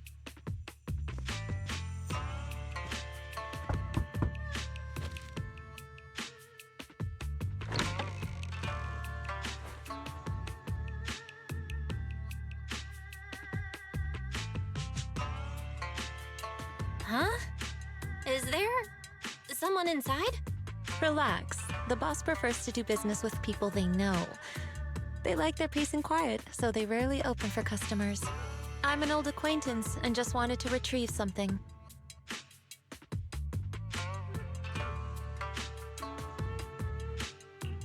What a strange private business. Shifu, what exactly are you retrieving? Just some things needed for our future investigations. You'll know in time. Really? Shifu? I feel like you're always so mysterious. Rest assured, I'm not hiding anything from you. It's simply because the correct time has not yet arrived, so there is no need to rush. Since we've already obtained what we came for, let's part ways here. There will be plenty of time in the future. We will certainly meet again.